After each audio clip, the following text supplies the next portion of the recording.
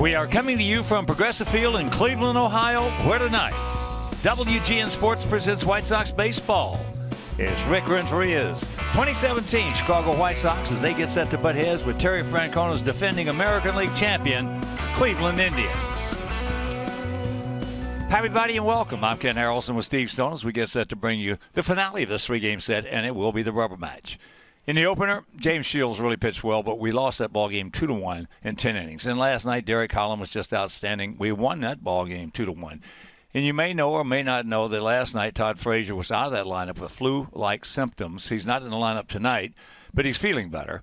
And Matt Davidson is in there, and he's been taking advantage of this. A few years back, Matt Davidson came over in a trade with the Diamondbacks, and he's waiting for a chance to get it done, and this year he's gotten that chance, making the team out of spring training, and what a job he's done in the early going. Here's a Titanic home run, crushed against the Minnesota Twins, but he wasn't done. Base hit last night, scores 2, that's the difference in the ball game. As Matt Davidson continues to come through, if he does that, it's a big right-handed bat you absolutely love to have. There you see their star, Francisco Lindor, in this series, hitting .500. A couple of doubles and a home run. On the other side of the equation, Matt Davidson, 2 for 5 with a double and 2 driven in. So Matt getting his opportunity, making the most of it, and you root for the youngster to do just that. Well, you may know, Cleveland, it's a very cold night here, and the pitching matchups tonight has been a guy who's, since he's joined our ball club, just been outstanding. There's no doubt you've got 2 right-handers. One for Cleveland's a soft tosser, and Josh Tomlin, and Miguel Gonzalez goes to the mound for our Sox. Miguel threw it really well the first time out, getting Sano on a cutter, getting Kepler on a good cutter down and in. And the cutter was a recurring theme in the opening outing. He's got very good control and threw it exceptionally well. On the other side of the equation, Josh Tomlin is a soft tosser, but look at that 2.88 ERA against our Sox. That's very good. 10 walks, 50 strikeouts. That's exceptional. He has some of the best control in all of baseball. He'll show it tonight. But Miguel is 4-1 lifetime against the Indians. So as the Sox try to take the series and then move on to Minnesota with a series win under their belt, we're going to get ready to see some good action tonight. All right, rubber match of this three-game set, so sit back, relax, and strap it down. White Sox baseball coming your way. White Sox baseball is brought to you by your Chicago and Northwest Indiana Hyundai dealers. Stop by today and visit buyhyundai.com and see why at Hyundai better drives us. By State Farm, here to help life go right. By Meyer, true Chicago fans. By Ford, inviting you to visit your local Ford store. By FordNow.com. And by Xfinity. Xfinity X1 will change the way you experience TV. By Blue Cross Blue Shield of Illinois. Choose Blue Cross and Blue Shield of Illinois, the card to carry through it all. And by Honda. Great deals are waiting for you now at your local Honda dealer.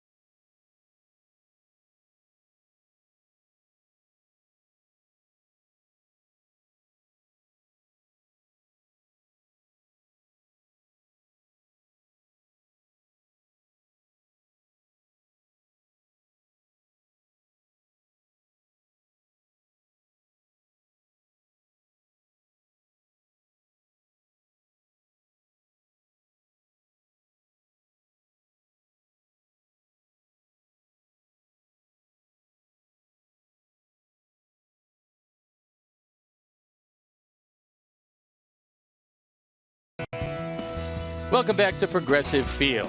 We've got a little time before the game starts, and we want to talk to you about Cody Asche, who's getting his first extended time as a designated hitter. He's back in that lineup once again tonight, but his manager, Rick Renteria, says, I know he started slowly, but he has all the confidence in the world that Cody is going to break out of it, and could very well be that tonight is the night. He's having good at-bats. I think he's had some at-bats where he's putting good wood on the ball. I think he hasn't had the results that he's wanted or we've wanted, but his at-bats have actually been pretty good, so I'm not too concerned about that particular role. I think he's a pretty comfortable and prepared hitter. So I think everybody understands that there's just some sense of when you're playing both sides of the ball that maybe you have a little bit more comfort, but I think he's experienced enough that he feels comfortable in the role that he's feeling right now. He'll be out there in the field at some point in time also. Cody Asche is back in the lineup tonight. He's a designated hitter once again, and we're looking for good things. So stay with us because it's Sox and Indians coming up.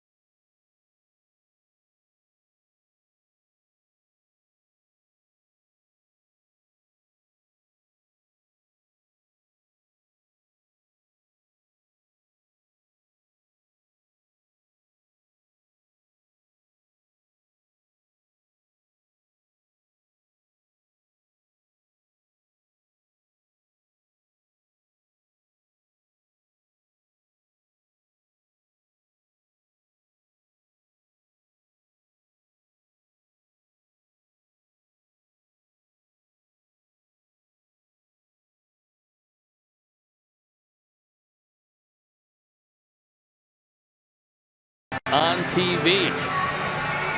And on an overcast night at Progressive Field, we take a look at two of the last 4 years Manager of the Year in the American League, Terry Francona, who's got a very strong ball club and he handles it exceptionally well, including making more pitching changes than just about anybody, but it works for him. That's Mickey Callaway to his left. He's a fine pitching coach of these Indians.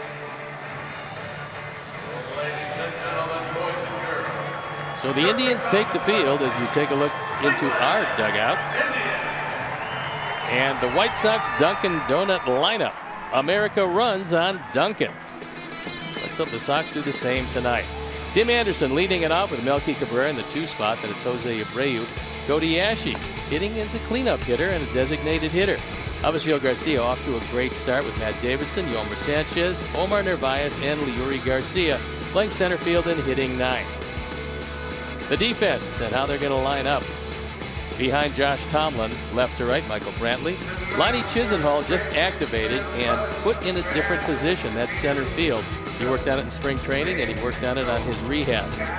Abraham Almonte in right. Then it's Yandy Diaz, Francisco Lindor, Jose Ramirez, and Carlos Santana in the infield with Yan Gomes behind the plate. And Josh Tomlin on the hill. You look at the numbers from last year. Pretty good for him. This year, he got off to a rocky start the first start. The ERA at 11.57 did not throw well in the early going. He is a soft tosser. If he can't get his curveball over the plate, that's a problem. And that start came in Arizona, where you know it's a little more difficult for the curve and the slider. The umpires for the game tonight. Got Tim Timmons behind the plate. James Hoy is at first, Will Little at second, and the crew chief, Jeff Kellogg, is at third. So on a fairly cool night here in Cleveland with the wind almost a non-factor. When it was blowing earlier in the day, it was blowing in from right field. Right now, not much. So we're ready to play baseball. And I'm ready to turn it over to my play-by-play partner, Ken Harrelson. All right, Stoney, thank you. And once again, good evening, everyone, and welcome to White Sox baseball right here over WGN Sports. So happy you could join us for the rubber match of this 3-game set. Both games were 2-1. They won the opener 2-1 and 10, and we won last night 2-1. And before we show you our picks to click, you at home select yours as Tim Anderson will lead it off. As Steve mentioned, he is a soft tosser. And that is a home run. So you can put it on the board.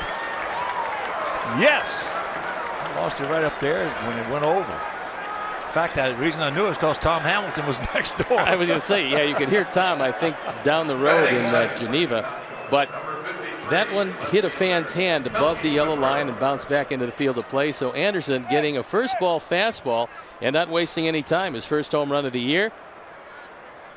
He's going to hit in excess of 20 of them, I believe, because I think he's a lot stronger than he looks and a lot stronger than he was in the minor leagues, and that one just made it. Well, he's got a live bat. He's got tremendous hands, wrist. He's got a live bat.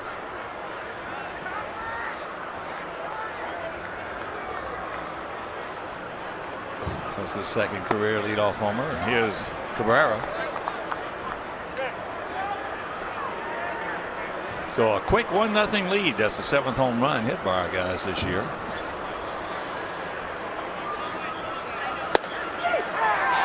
And there's the strike. Tim did a nice job jumping on the first ball fastball because Tomlin has some of the best control in the major leagues. Very rarely will he walk anybody. He is around the plate with most everything. And there's a guy that I heard call the home run, Tom Hamilton, future Hall of Fame announcer, great announcer for the Cleveland Indians for many years. 3-1 pitch. Well, there's a chance for me that Tim Anderson might be a 30 home run guy because he is just going to get better and better, should get better and better. And with those, the ball jumps off his bat. When you get a live bat like that, as there's a line shot into left field for a base hit.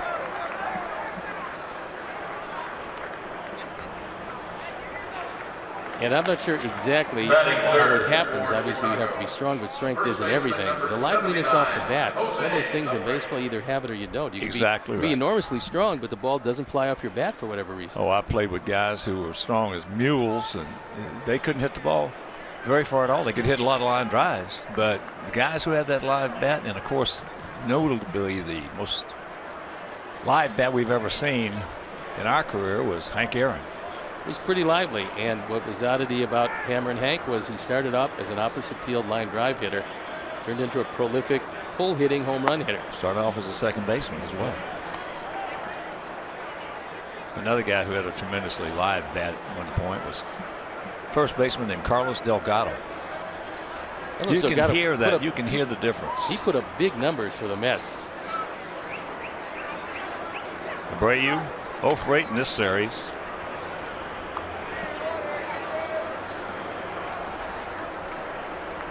That's the second leadoff home run in the career of Tim Anderson. He'll have a whole lot more if Ricky Renteria decides to hit him in the leadoff spot. He's been hitting in the 2 spot.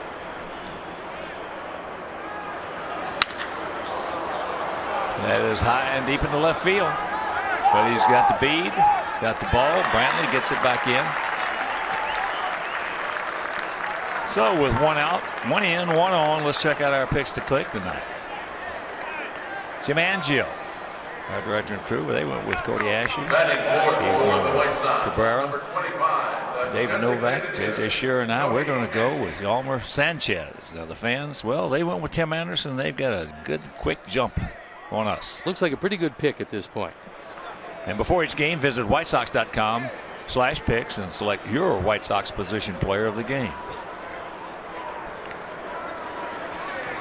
Once again, as we've seen with Cody Ashe, they're playing a severe shift on him with Lindor well on the first base side of second.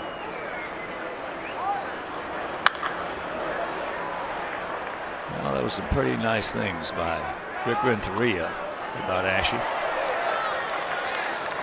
Look, he has hit the ball hard on occasion. He doesn't have a whole lot to show for it, but he swung it well in the spring. He's actually swung it better than that one hit would indicate because he hit a few line drives at people, and they keep telling you they're going to fall I'm not quite sure that's the case, but he's hoping it starts soon. That's absolute BS. You're never due for a hit? Oh, man. I remember Robin when he first joined us, Ventura. Started off the season all of a sudden. Not to start the season, but a little bit later. Very young, he went 0 for 41. That's not a real good streak to be on. Right. And you know, he handled it better than any rookie I've ever seen. He actually gained respect from his teammates the way he handled that 0 for 41. Well, look, you look at his hitting streak in college at Oklahoma State, and you realize he knew he could hit. It was just a question of seeing something fall, and eventually the light turned on. He had a wonderful career. 1 out, and the 1-1 pitch. This guy's really been tough on us. He's just 4-3 in his career, but he has a tremendous 2.88 ERA. Well, as a soft-tossing right-hander, especially one that depends on his curveball as a breaking pitch, when the curve isn't working, then he's got to go to his slider or cutter. Neither as effective as the curveball, so he's got to have the curve to be effective, and he's a sinker baller, and when he's right, he throws ground balls. Well, I don't care what your name is. It can be Bert Blyleven, who had one of the greatest curveballs in the history of the game and a Hall of Famer. When you get a night like this, you have a tendency that ball just gets a little slippery and just have a tendency to roll some up there. It's not as easy. There's no doubt about that.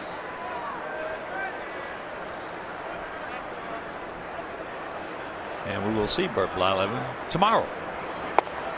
You know, let me ask you a question. Being a long-time hitter and a very good one, you use pine tar, I assume. Do you use pine tar? Yeah. Well, don't you think it's right? I mean, hitters use pine tar. Don't go there. Don't you think it's right that go there. pitchers should get a better grip on the ball by using some sort of sticky stuff, you know, that you find maybe laying around your locker or something? No, huh? Well, no. Go ahead and take the Vaseline if you want. No. Whatever you want. Go ahead. I'll tell you one thing about pine tar. The White Sox used to have a guy who really had a great, what they call a pine tar pitch, and that was Ray Herbert. I faced him. That thing came in there, and just the bottom fell out. Well, I'm thinking that it probably tightened up his curve and slider also because it seems to be good. But, you know, you're doing it just for the safety of the hitters because you don't want to see them get hit if you lose the grip of the ball. I'm just thinking about hitter safety. You can go to hell for lying like you can for stealing. So, you know that? Hitter safety not in the equation? Oh. Okay. Well, some guys, even if they hit you, it doesn't hurt you. Well, that's true, too. I fell into that category in the latter years. No. Well, yeah. Well, one time, yeah. Steve had a really big fastball until he hurt his arm, and then went to be a curveball pitcher and won the Cy Young Award. In case for you youngsters out there did not know that. Well, that should be. No. I'll tell you what. I love the way that these guys are busting it down the line. In case you missed the first game here, I told Steve, I told people last night, the highlight of that game with me when Abreu hit just a ground ball to second, routine ground ball to second base, and I'm telling you, that's as hard as I've ever seen him run down the line. I think we're going to see a lot of guys going down the line with everything they have because if they don't, you're not going to know about the response by Ricky Renteria, but he is going to impart upon that player. That's not the way he wants to see the White Sox play baseball this year and from here on out, as long as he's sitting where he's sitting now. Well, for me, if somebody hits the ground ball and doesn't run it out, I hope he jerks him out of the game. That's just my opinion.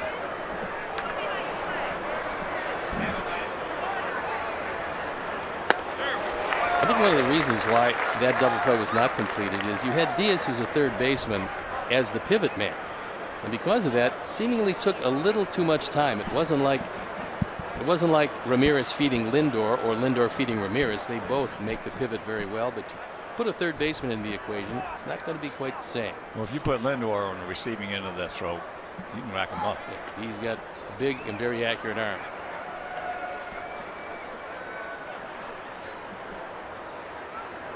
Avi's been swinging that bat.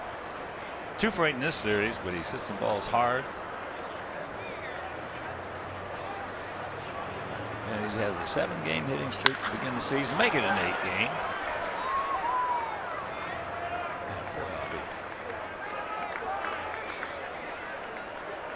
He's very quiet these days with his hands, and where he would get out in front of most everything before. It looks like, for whatever reason, that sense of control that you keep talking about, Avi seems to be able to have acquired it because he's not being fooled by much of anything. And he's choking up with 2 strikes, and that will carry over into your next at bat with no strikes. It'll carry over mentally. I like the fact that he's used the whole field, and I'm talking right center, left, and left center. I mean, he's done it consistently, and that's one of the reasons why that batting average is over 400. Avi is, as I said many times since I've been in this organization, since 1982, he's the most talented, overall talented player. As that ball hit deep into right field, he's back. He looks up. You can put it on the ball. Yes. Matt Davidson continues to take advantage of his playing time.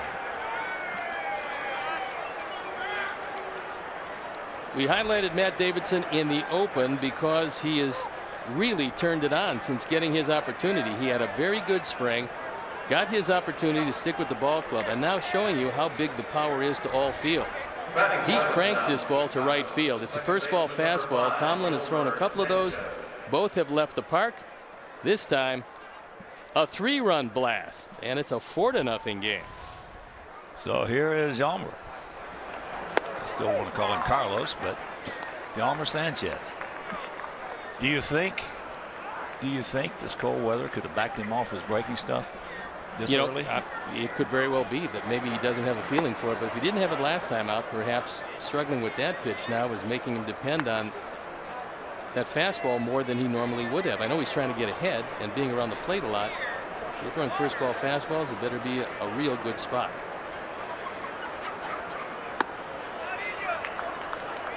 "36 home runs given up by Tomlin last year in well less than 200 innings. That's a lot of home runs.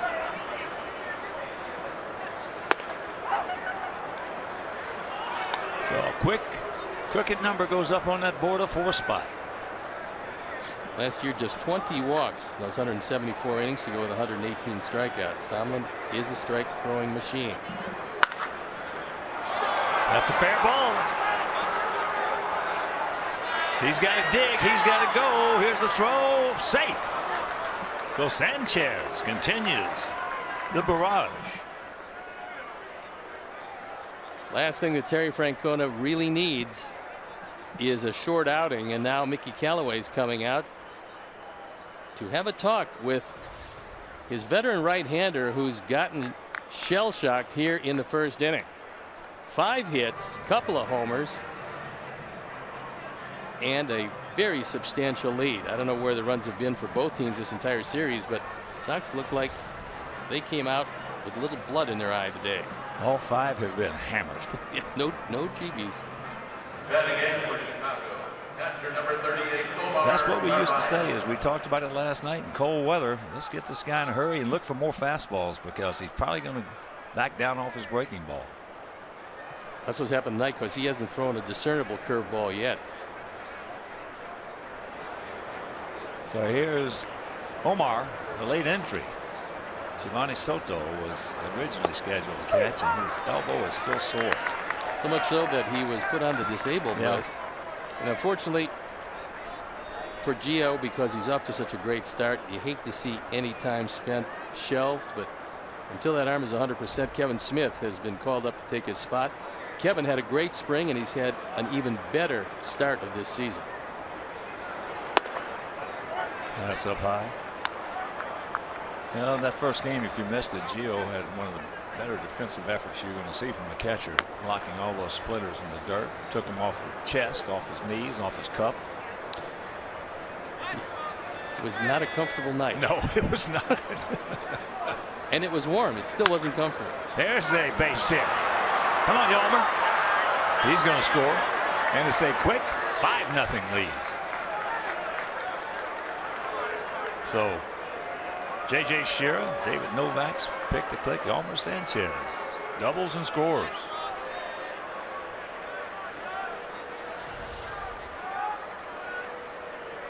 First hit as Narvaez takes it through the vacated left side. Sanchez scores rather easily.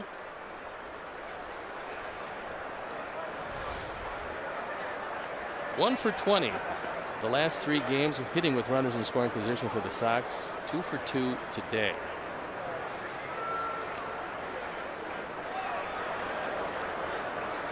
So here's Leury as the Sox head around, and this will end the inning, but not before that crooked number goes up on the board, and the Sox lead it 5-0.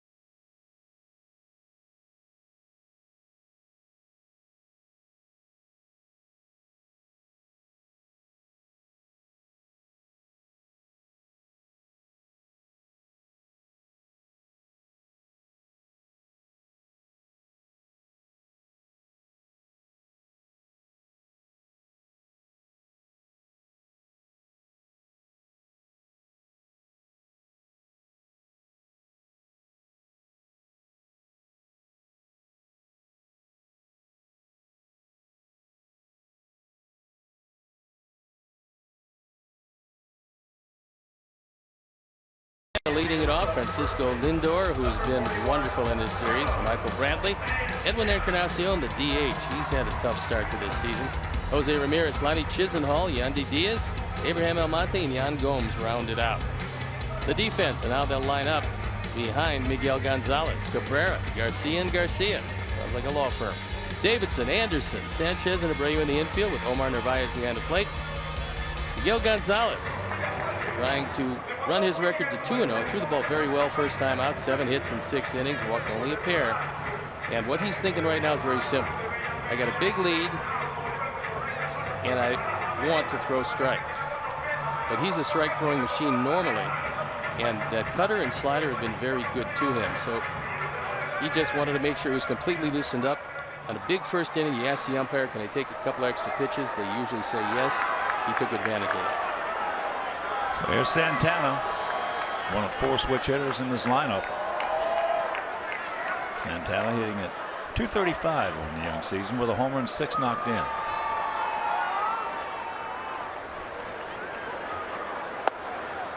Takes ball 1. Santana last year, 34 homers and 87 knocked in. And he is the only player in the major leagues who has walked 90 or more times in the last 6 years.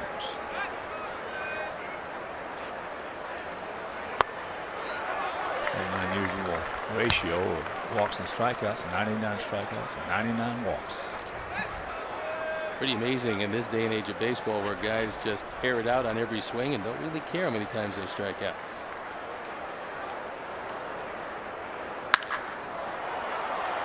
High pop up. High pop up. Matt, he's there. Time now for the Ryan Kelly home field fact, brought to you by Ryan Kelly. As you can see, more runs here, more hits here, and more home runs here. The other park was awfully big, even when they moved in the fences. My partner can talk about that old ballpark and how difficult it was to get the ball out. And it wasn't fan noise that distracted you, because most of the time when you played there, they were drawing about 3,500. Your what hurts? They didn't draw too many at the old ballpark. I used to stand in right field and count them most of the time, unless they had, you know, beer night or dollar hot dogs or whatever it may be. Then we were able to have 80,000. Here's a great young player Francisco Lindor. Checks it up, and that should be a He's 3 for 6 with a homer in this series.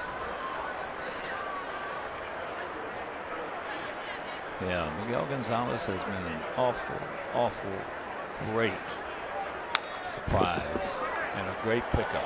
Probably the most surprising thing about him is that Baltimore just let him go. I mean, his velocity had a drop in spring training.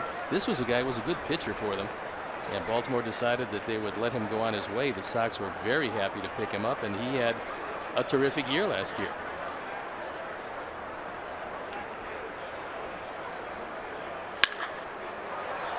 Well, he is, I think we touched on it either yesterday or in the first game. He is the perfect kind of a guy to be the 4th or 5th starter on a major contending ball club. I think if he finds himself in that situation, because he doesn't hurt himself with walks, he's around the plate and will take the baseball each and every time, he'd be a huge asset to any team looking to shore up their starting rotation at the back end. Lindor, like our Tim Anderson, just 23 years old.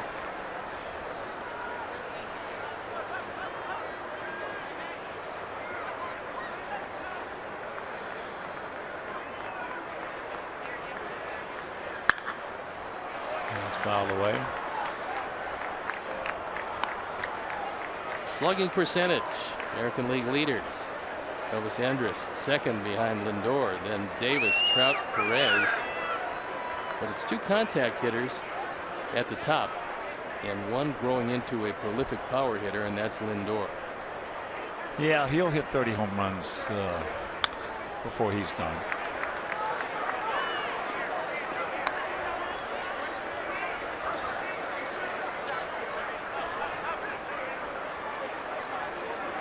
Beery a couple steps left of center field. Other than that, it's fairly straight up with Anderson playing up the middle. The ball hit very hard, hooked foul. Well, he is a switch hitter who really is equally as dangerous from either side. Yeah, this is just a really good player who's got a great sense of the game. I'm not sure if you can teach baseball acumen or if it just is there, but he has it in abundance. Well, I was thinking before the game today. I was trying to think, and I mentioned it last night. To me, in uniform tonight, probably the 2 smartest guys with baseball acumen, the best baseball acumen, are Lindor for them and Tyler Saladino for us. I don't think there's any doubt about that. He got a really good sense of the game.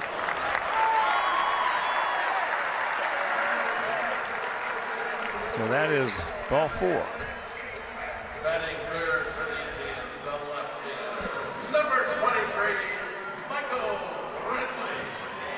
So here is Michael Brantley hitting a 208, no homers, 5 knocked in, 1 for 7 in the series with a game-winning RBI in game 1.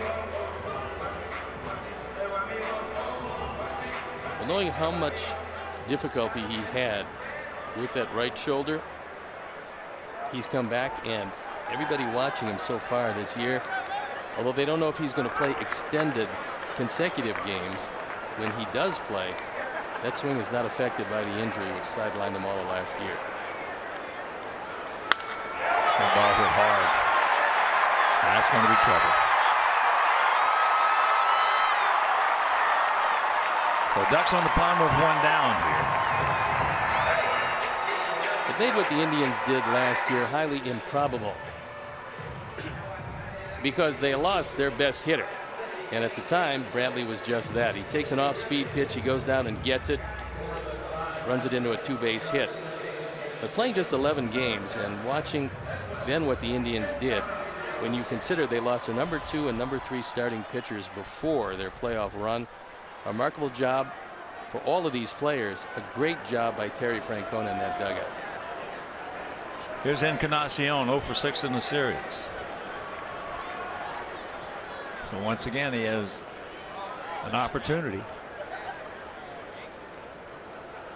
Here's the same thing that's happening to Gonzalez that Tomlin went through in the first inning, maybe because of the cold weather. Yeah, just rolling that breaking right, I would ball. say he hasn't thrown any breaking balls, and so far the cutter is not as good as it has been. We had a pitcher in years past that every time it was a night like tonight with this kind of weather and temperature, boy, you could just wrap it up and send it to Cooperstown. Alex Fernandez. That's him. Former #1 of the White Sox when Al Goldis saw to it that they had 4 consecutive #1s. I don't think we'll ever see the likes of those 4 consecutive years. I don't think ever again. No, not from anybody. Well, you got Frank Thomas, and you had Robin Ventura, and you had Jack McDowell, and you had Alex Fernandez. Yeah. Those 4, not decent players, all really good players. In the case of Big Frank, a Hall of Fame player. That was some string of #1 draft picks. Yeah, Alex just loved the cold weather. Wow.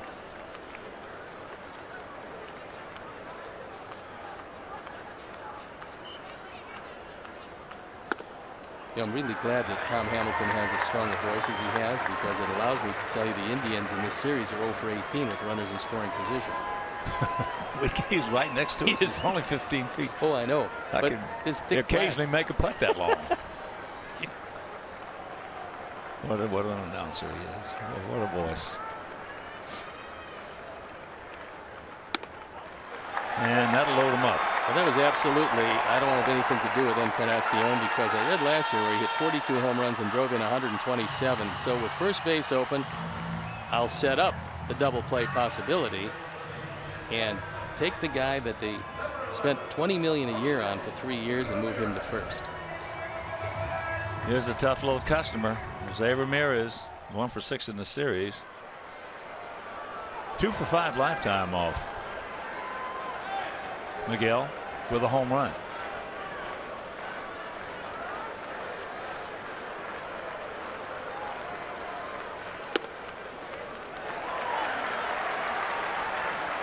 Well, that's a big pitch, especially in sequence of events here. What a difference in cold weather like this when a guy's struggling at 1-0 or 0-1. And I don't think he's going to get a lot of help from Tim Timmons, who historically has had a pretty steady plate, but he's not going to give you much on either side. And Gonzalez having some problems, not of Tim Timmons doing, he just doesn't have his release point yet, and it's costing him. Bases loaded, Ramirez has been deadly. 348. That ball hit hard, but we got a man here. So Lindor will tag, he will score, and it's a 5-1 ball game. RBI number 6 for Ramirez, who had an enchanted year last year. He hit under 240 combined the previous 3 years. Last year he hit 312, drove in huge runs for them. Hawk has told you in this series how many times he came through late. And that is a very valuable player who drives in his 6th to go with a 1 home run.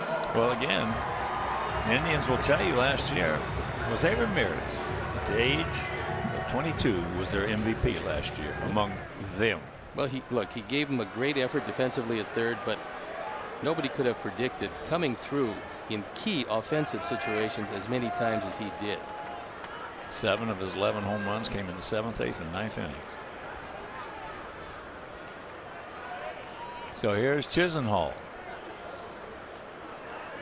This guy could be a real key in a platoon type situation with Austin Jackson in center field.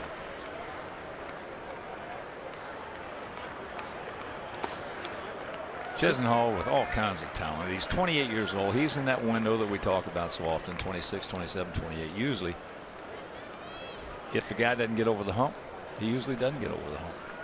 Well, you take a look at those numbers against Gonzalez, and for the first game this year, it might be just a man he's been waiting to see.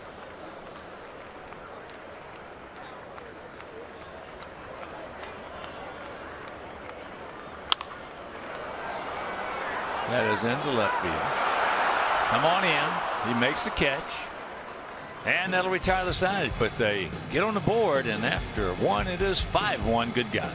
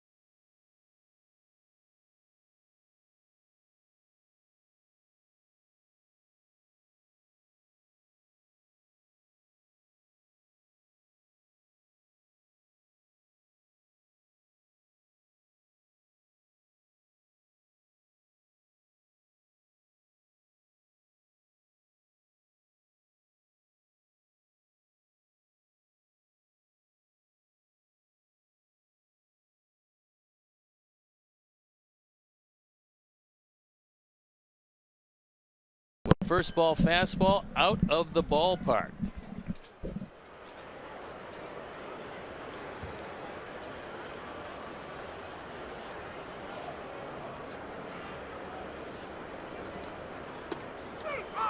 And he takes first pitch strike.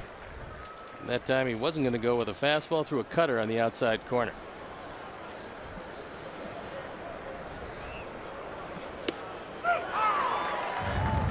Very quickly to count 0-2. Our monster replay is that first ball fastball we told you about. Didn't make it by much, but it made it by enough.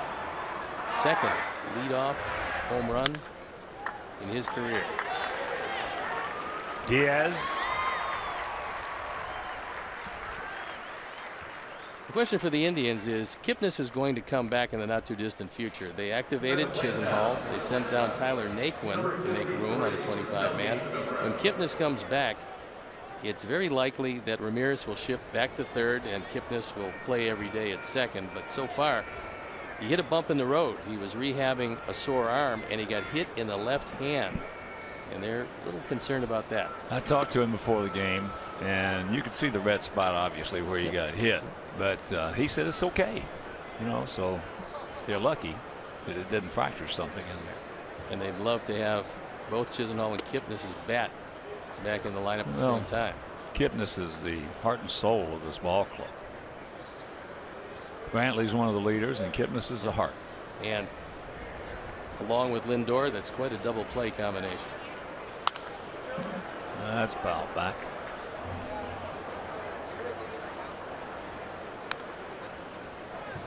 Last year was an amazing year in many respects for Tomlin.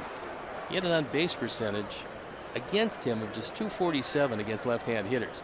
For a right-hand pitcher, that's among the best in baseball. He was 7th of 142 starters. He's a grinder. He is a good competitor.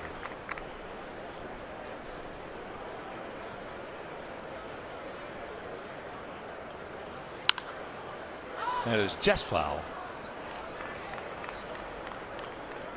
2015, Tomlin was 7-2, only made 10 starts. ERA just over 3. Last year, 13-9, 29 starts, a 4.40 ERA. He had a team that defended well behind him and scored him some runs last year.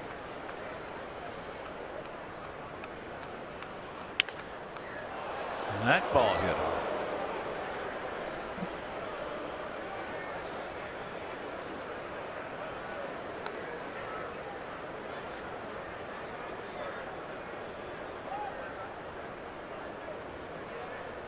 Hopefully everybody's okay, as that one was just rifled into the seats.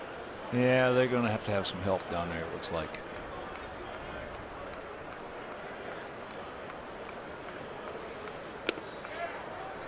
And that's ball 4, so the 1-out walk.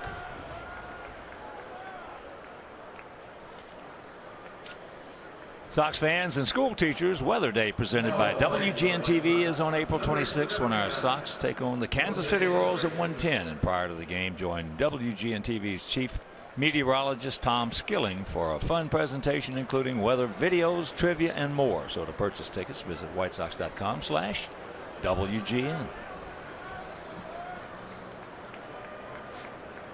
Here's Abreu, went out to left field. He's now 0 for 9 in this series.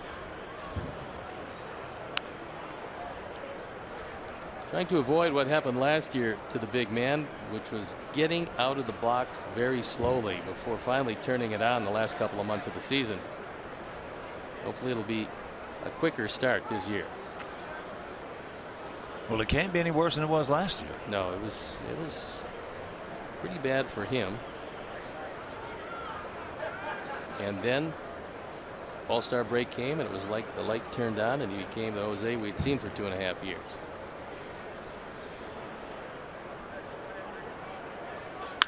There's a shot base hit, so he picks up his first hit of the series.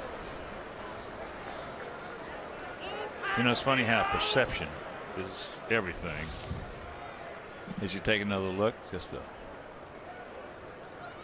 high fastball up there, and he just turns it around. But, you know, there are some guys who, believe it or not, right-handed hitters who would rather face Salazar than a guy like Josh Tomlin.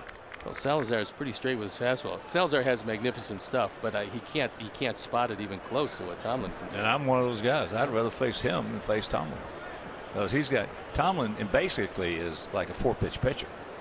Salazar basically is a 2-pitch pitcher, and sometimes you catch him in an inning streak, 3 or 4 inning streak, where he's a 1-pitch pitcher. Yeah, if he loses the feel for that split change, which for him is really good, but because he throws it primarily as a splitter as opposed to primarily a changeup, he's had recurrent elbow problems, and the splitter is very destructive on your elbow. Well, it's just like we talked about this before when we were playing Baltimore. From my standpoint as a hitter, I had rather face that ball high into center field. Everybody tagging, and everybody's moving, and ball gets away. So everybody's safe. Well, he's going to be out by plenty. He was going to be out by a long shot. Chisenhol's the third baseman. He was brought up to play third. That's what he does. So he's got a very strong arm, as third basemen have to have. And he makes a perfect throw. Diaz just let it trickle out of the glove. He didn't secure it. And Make him pay. Knocked it out. Make him pay right here, Avi. All right. Avi singled sharply into left field and scored. Only question is, are you going to give him an error on that, because he's out dead to rights? Diaz got to get the error. Yeah, that's what I mean. If he throws perfect, everything would have worked as planned for the Indians, that he just held on to the baseball. But getting back to that, from the way I thought about the thought process, get down, it will. So indeed, they will pay as 2 of them score. Avi in the second, and it is 7-1.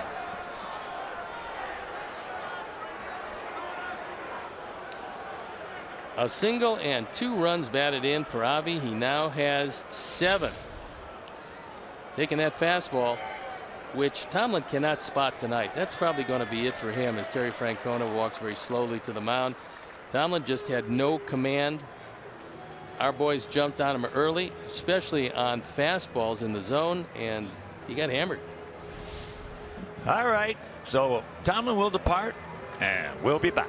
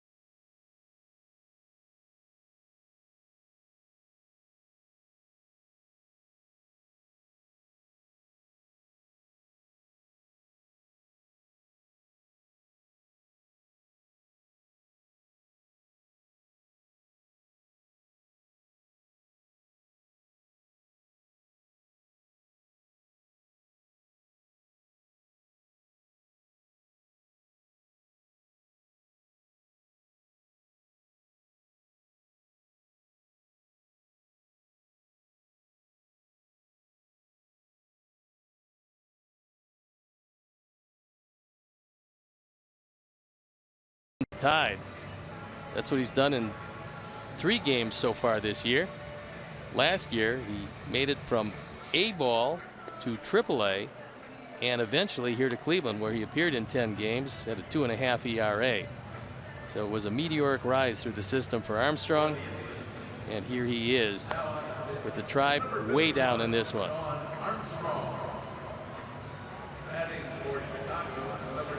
Well, it is great to see Avi swinging that bat, He looks like he is comfortable up there. That's what I like. He looks like he's comfortable. He's choking up with 2 strikes.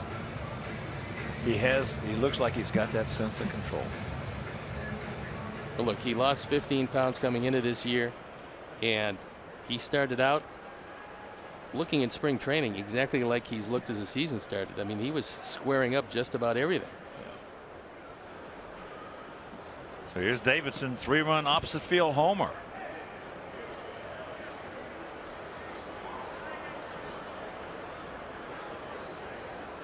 And in case you missed it, it's our Ford Drive of the Game, brought to you by Ford. Visit your local Ford store or buyfordnow.com.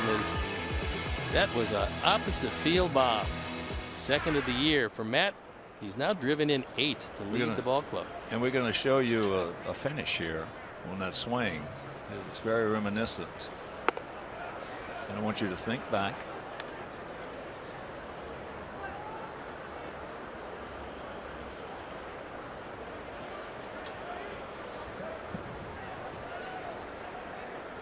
After the pitch, we'll show you.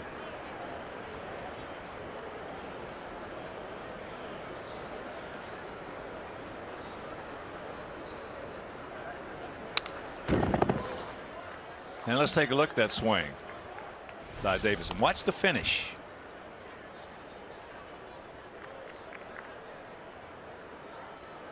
That's a Paul Konerko finish. I was just going to ask you if that was a Paul Konerko finish. It.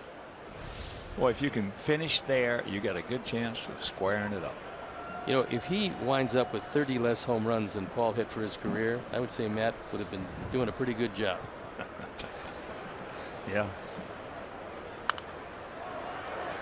I just love the fact that here's a young player. He's been on the verge of breaking through. He always had big power. The question was making consistent contact. He's improved himself defensively, but swinging the bat every bit as well as he probably has ever swung it in the start this year, including all the spring training and what's happened early in this season. First time I saw him a couple of years ago in spring training, I was talking with Robin about him. I said, Robin, this kid's got a ton of talent. And he just, as he gets him there, and that'll retire the side, but not before. 2 RBIs, Bob. It's the El Garcia, and it is 7-1 Sox.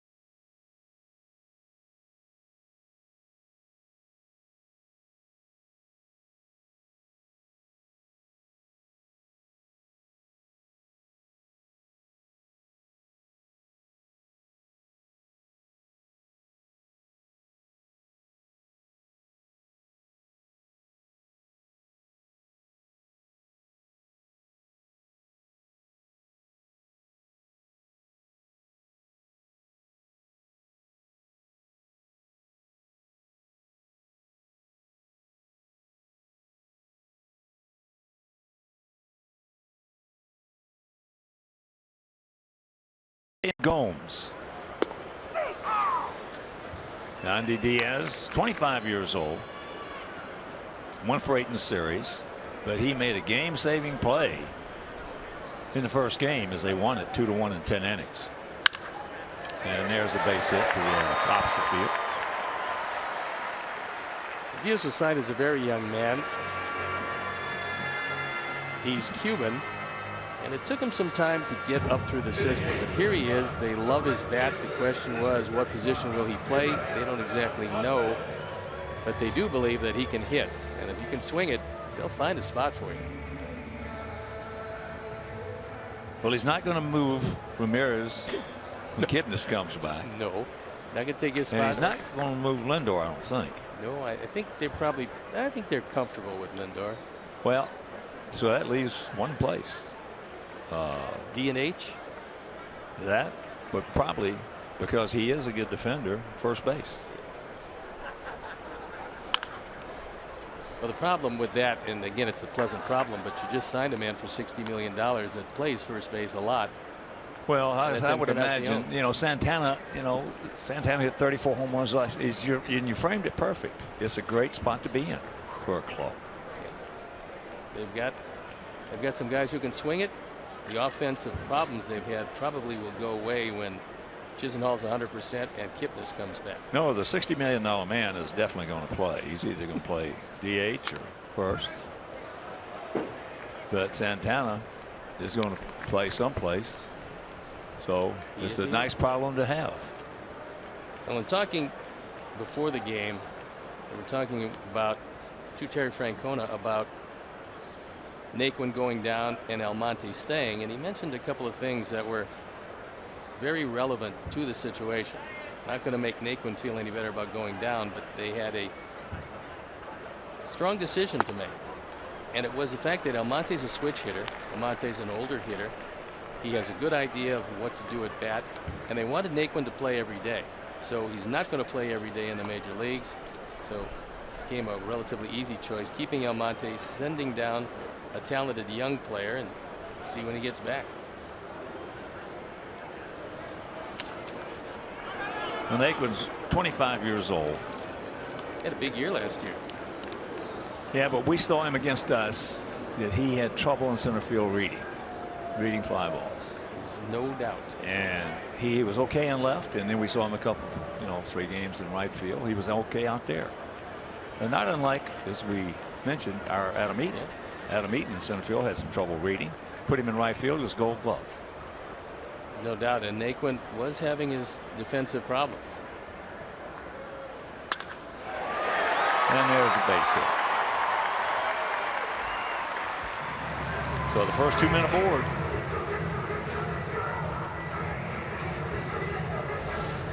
Almonte takes it through the right side, gets a high fastball. Miguel probably wanted to throw it a bit higher than it was. Cost him a base hit, so a whole lot going for the Indians, who truly believe and always have, especially under Terry Francona, they're never out of any game. They came from behind too many times last year to feel like they're out of it.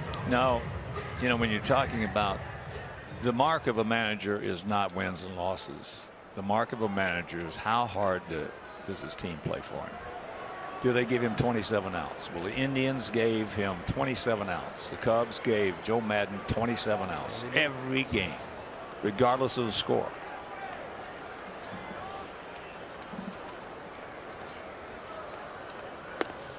There's a breaking ball strike. Now the mark of a general manager is wins and losses, because he's the one who puts fannies in uniforms. The only thing a manager can do is play the players he's given. Now, he might have a say-so in who's coming, but the GM assembles it, and the manager works with it. Okay, take your time. We're running across that bag and still gets it over. That's one thing he can do. Is we saw Alexei having a lot of problems with that when he was with us. He was playing so deep and so far off the bag that he'd have to come running so hard. But Anderson makes that play a lot better than Alexei did. Anderson gets to the ball this time, taking a look at the base runner and making sure that Almonte does not get a piece of him. He just flies out of the screen, the off-balance throw, off the wrong foot, which is in this case the left foot, but makes a perfect throw. And that's why he makes that play better, because he can throw off the wrong foot better than Alexei did. And overall, Alexei had as strong an arm as anybody around, but he had some problems with a few plays around second base. Yeah. Like if a guy was sliding in the neighborhood. So a big twin killing there, and here is Lindor, who walked and scored. Takes first pitch, breaking ball strike. Yeah, Anderson's got a huge upside.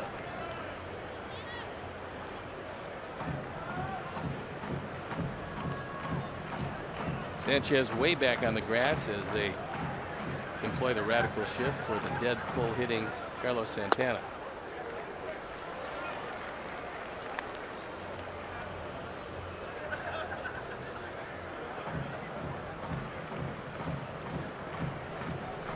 If Miguel can get out of this with no runs scored, he will have navigated his way through two very tough jams the first 2 innings.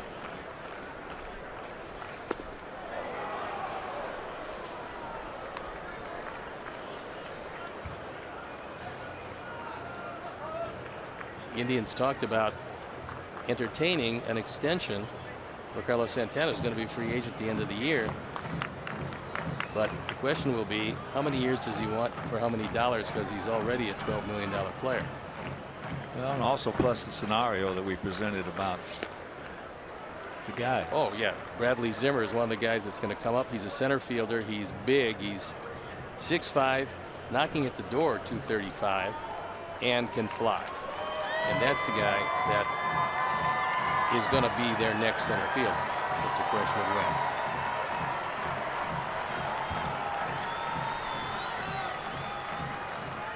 Two out, 2 balls, 2 strikes. The man at third. He gone.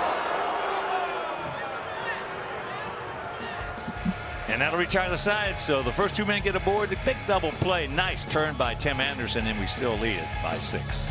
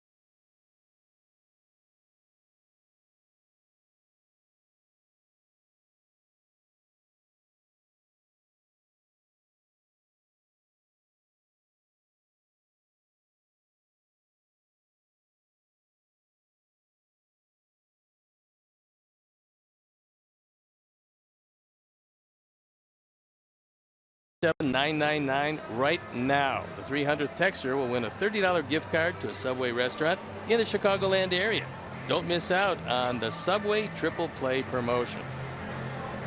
Lower third of the order here in the top of the 3rd inning.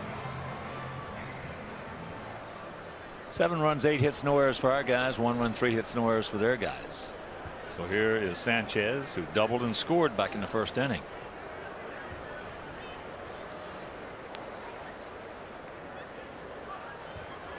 I just got a text that said, I'll finish what you were going to say about facing different pitchers. And okay, the perception wise, now let's take a situation where Jim Palmer was an 8-time 20-game winner, 3-time Cy Young Award winner, and yet I had rather face him than face Steve Stone, because Palmer was a 2-pitch pitcher and Stone was a 4-pitch pitcher.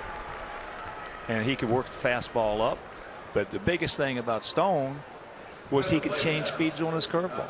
And Jim Palmer, a great pitcher. He was one of the greatest. 3-time Cy Young Award winner, but he was a fastball pitcher. So, that's it. You know, if you could hit a high fastball, you had a modicum of success against Jim Palmer. Not too many guys did, but that's the that pitch was my wheelhouse. I was high saying fastball. That's a pitch he depended on. Yeah. It's just according to what your perception is about guys and how many pitches do they throw. That's what Ted Williams always said. He said he tried to take 1 pitch away from a 4-pitch pitcher, 1 pitch away from a 3-pitch pitcher. He said he didn't care. He didn't mind too much the 2-pitch pitchers. I wouldn't think so. No. Here's the 1-0. That's out of play. Armstrong's job to save some innings. Work as many as you can. You hope your team gets back into it. Whether they do or whether they don't doesn't diminish the fact that Armstrong is trying to pick up as many innings as he can to save that bullpen, because Detroit comes to town over the weekend. Well, if you don't have a guy who can go long for you out of that pen early in the ball game, you're at a disadvantage. Eventually, you're going to burn out your bullpen. Sure you will.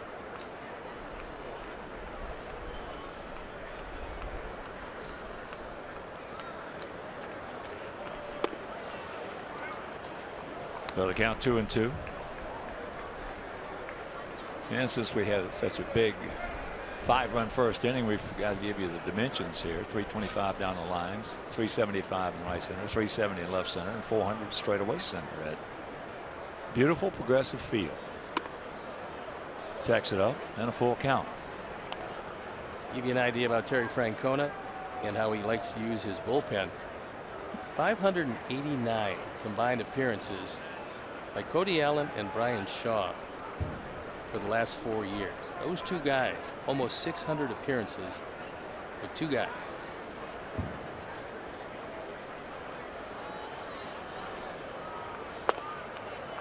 And that's ball 4. So 2 good at bats. Well, talking about the bullpen and the way it is and the way guys like Terry, nobody like Terry uses the bullpen more, obviously. But I read last week, and I just hope it doesn't happen, that they're thinking about limiting the amount of pitchers that a manager can use in 1 inning. I mean, that to me is, that's just crazy. Well, that means you want to leave one guy out there who can't get anybody out, and you're going to tack 10 earned runs onto his record. That's just not. I just don't think it's going to happen. But for even them to bring it up and say they're contemplating it, that's what got me. That's not going to happen. I don't believe it's going to happen. I think it alters the game drastically. And it does. You know, you get with the same guy. If you can't take him down, you're going to get blown out of the game, and that's going to be it, depending on what that inning is. If it's the second inning, then you're going to use your entire bullpen. Well, I know what they're trying to do. They're trying to speed up the games, but that's not the issue. This is baseball. You know, there's a strike. Baseball is unique in the respect that it's not played against the clock. You can't score when you're on defense, and when you're on offense, the other team controls the ball. That's it. No other sport is even close to that.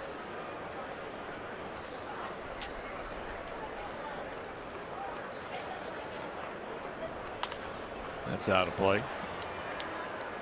Baez with that RBI single, knocking in Sanchez back in the first inning.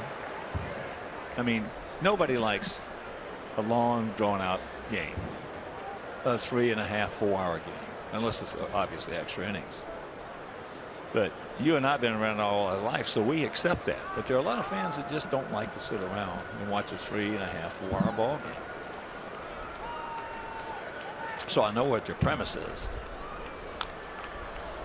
Yeah, I believe that it can be handled, and you're asking the umpires to do a little bit more, handled by explaining to the pitcher and the hitters you're not going to tolerate strolls, either around the mound or around the batter's box. Well, there's only one way to speed up baseball games. Got to control the umpires. That's it. The umpires can speed it up.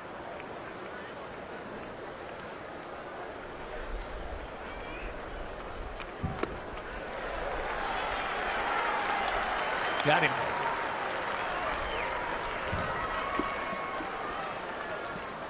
And Sox fans, join us as the White Sox take on the Cleveland Indians on Saturday, April 22nd at 6:10 p.m. First 15,000 fans will receive a White Sox hooded sweatshirt presented by Guaranteed Rate. Get your low mortgage rate at rate.com today. To purchase tickets, visit whitesox.com.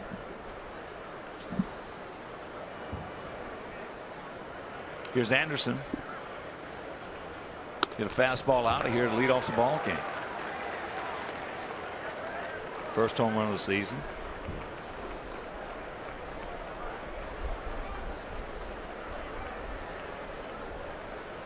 Outfield slightly to the right.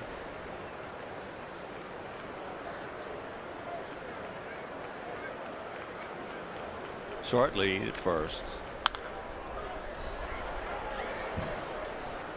There's where Timmy is. That's where T's going to hit some home runs. Is the right center. I was going to say he got a high fastball that was a good pitch to hit. But if you're going to pull everything, you're not going to hit for the batting average you probably should have. Because this guy's got all kinds of talent. And all kinds of power to right field because of that live bat.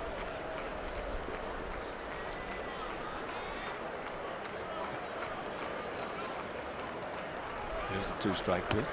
Ball gets away. It's a pass ball, I would assume, on Gomes. We'll take another look.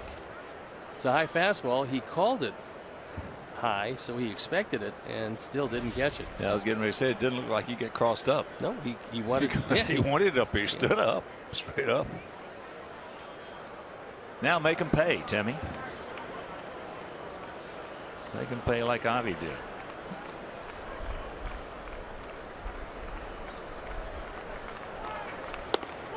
No, he got it. And that'll retire the side. It is still 7-1 Sox.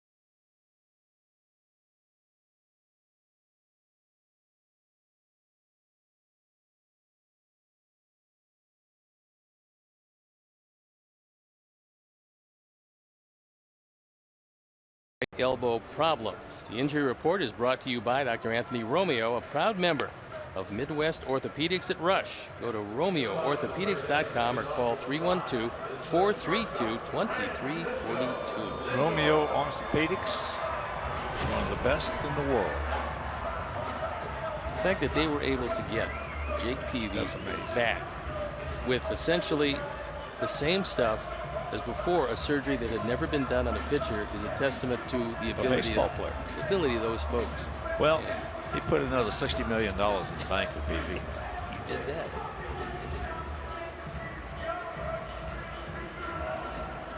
So here's Lindor. He walked and scored back in the first.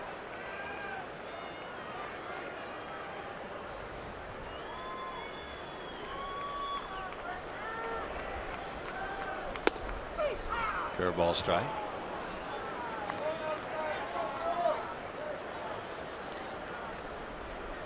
I was talking to Francisco last night after the game. Oh, what a great smile he's got. The ball hit hard. Get fouled. It will. Imagine at 23 years old, already being an established star in the major leagues, and he hit from both sides of the plate. A great defender. Well, the sky's the limit as far as where he will reach. Yeah. When he really becomes an adult and knows this game. Well, last year it only took him a couple of months to become a star. He was sensational. Nice young man. Brought his family a home in Claremont, Florida, just a little north of Orlando.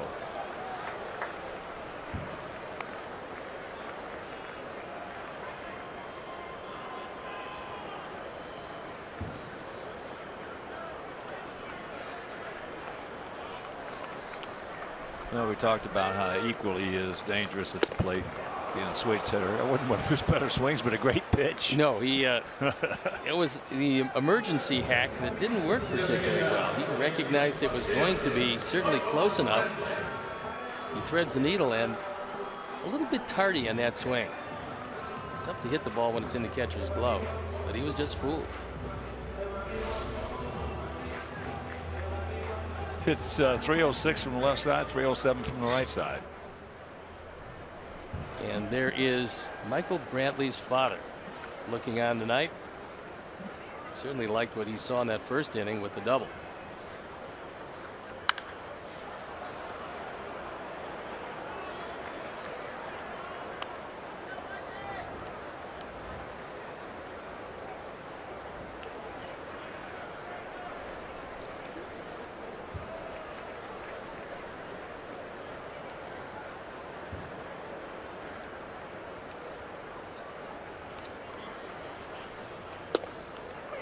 Jacks it up, takes a strike. Well, it's been a pretty wide plate so far, so pitchers have to be ecstatic. I'm not sure the hitters are throwing any parties, but it's been a big zone. Well, the young hitters will be frustrated by it. The veteran hitters will understand it a little better, even though you don't like it, because of the fact it's this cold, and you know you have to make some adjustments, especially with 2 strikes. He gone. He knew it. He started walking back just as that ball crossed the plate. He just gets outguessed.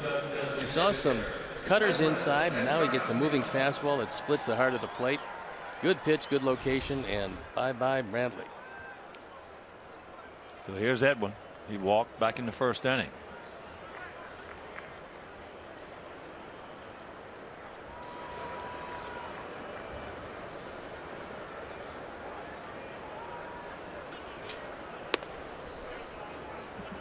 We talked about how Miguel got here and that Baltimore letting him go. He had some nice years with him. 9-4 in 2012, 11-8 2013, 10-9 in 2014. I mean, that's a dependable starter. And you know, you see the decrease in velocity. Well, that happens. I talked to him about it, and he said, when I got to the White Sox, my shoulder was fine and velocity was back. Well, the first thing that I thought about when I saw we picked him up was he's got to be hurt. That's the first thing that popped in my mind. Because Baltimore would not let him go if he wasn't hurt. He was a quality pitcher for a lot of years there, and they just decided to let him go. That maybe the loss in velocity was a precursor to an arm issue, which has never materialized. So 3-1 to strike to Encarnacion. A lot of home runs last year. As a matter of fact, 42 of them, and he drove in a lot of runs. As a matter of fact, 127 of them. Yeah, it was an enchanted year, and Toronto's offense has really suffered. For whatever reason, John Gibbons with that ball club can't seem to find a way to score some runs. The loss of Encarnacion certainly is one of the factors. Leg issue for Donaldson, another one of those factors. Well, according to how Tito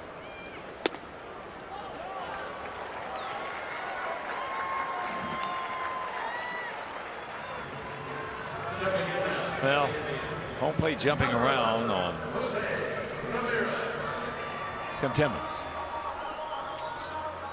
And Sox fans this season, check out the new Craft Cave located in right field. Craft Cave features over 75 craft beers, a full bar menu including craft burgers, and a lively atmosphere for all fans. So for an additional charge, sit in the bullpen porch, a two-tiered open-air section above the visiting bullpen throughout the game.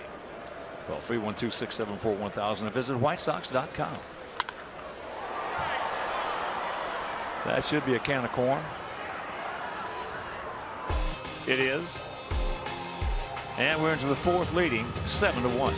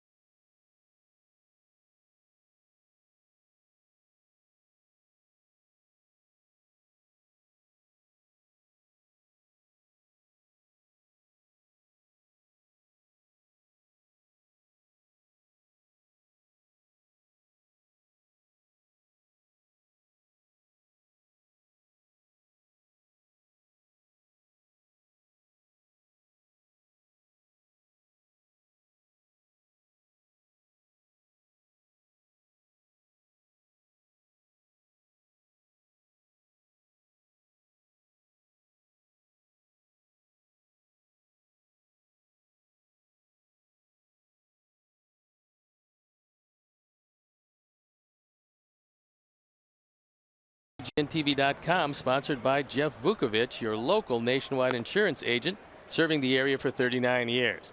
To join the nation, contact Jeff at jeffvuk.com because Nationwide is on your side. So the finale of this three-game set, and this is the rubber match, as we mentioned. We lead at 7-1 here at the top of the fourth inning, and after the game we'll board our charter and head on up to Minneapolis, start a three-game set.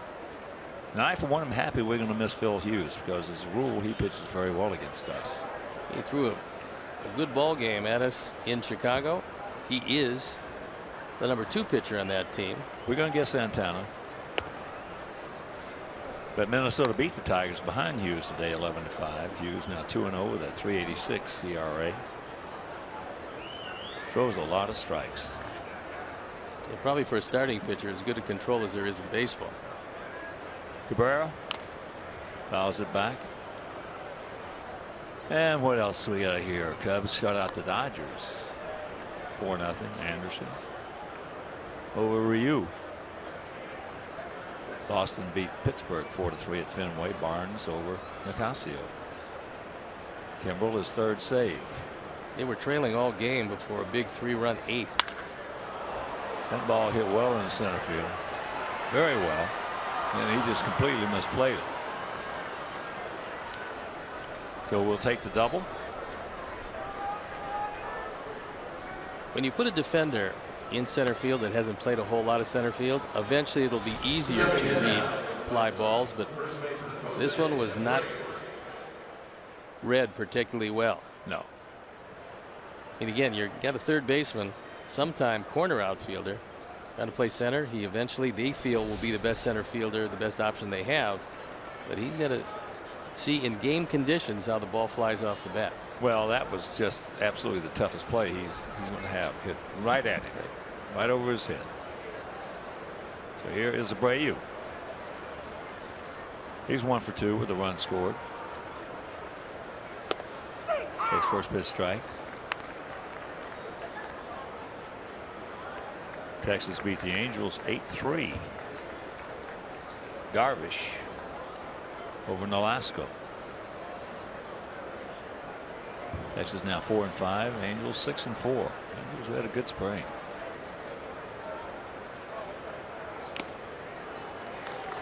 Big hack, no contact.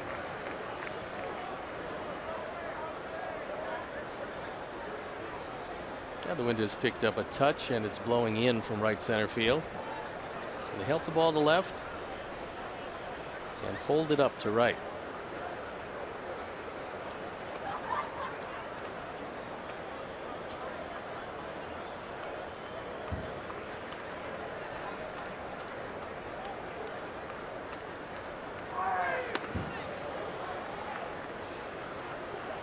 One and two the count. Nice job of laying off that one by Jose. I was just thinking last year that's strike three. Swinging. Early in the season, absolutely. Yeah. Is there an art to checking your swing? There is, and you've heard me say it before. I don't understand why guys in spring training don't develop a technique. There have been a lot. Watch out. Been a lot of guys who have developed techniques on how to check up a swing. Some guys we've seen drop the bat. Oh, sure. Yep. Sure. And it just amazed me that you don't practice that in spring training. Whatever you're going to do, one of the best ways to do it is just run your hand right up the bat. Another way is to drop the bat.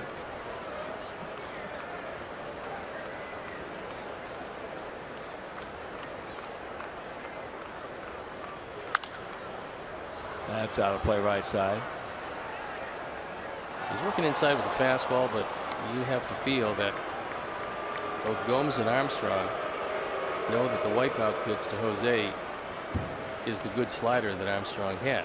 Now, will he throw a good one? You don't know, but that is pitch selection here. AT CLE had a nice little technique on check swings, and that was, for the most part, running his right hand right up the bat.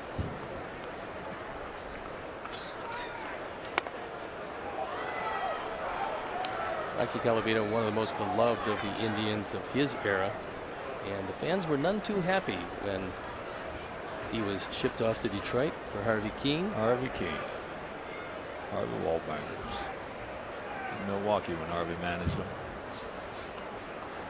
Rocky was a tremendous guy. We played together in Kansas City.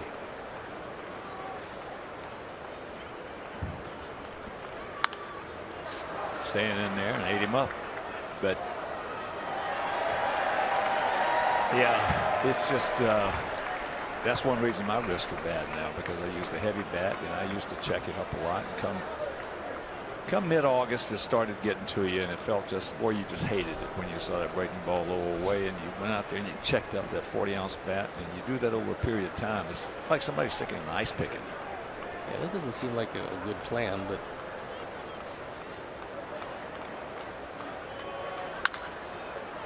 high. And in the seats. This is turning into a pretty good battle. Jose keeps fouling off some good pitches.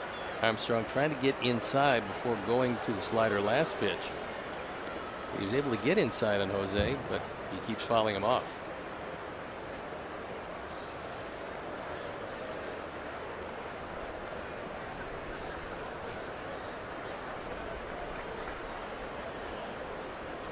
He's the first guy I've seen is not choking up with 2 strikes.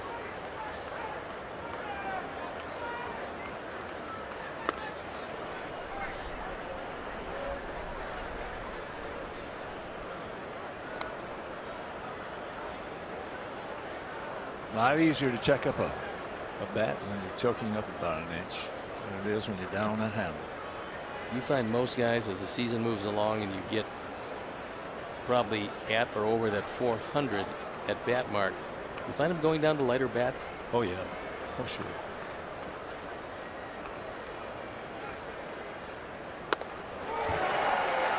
One out. In fact, sometimes we'll do that in a game.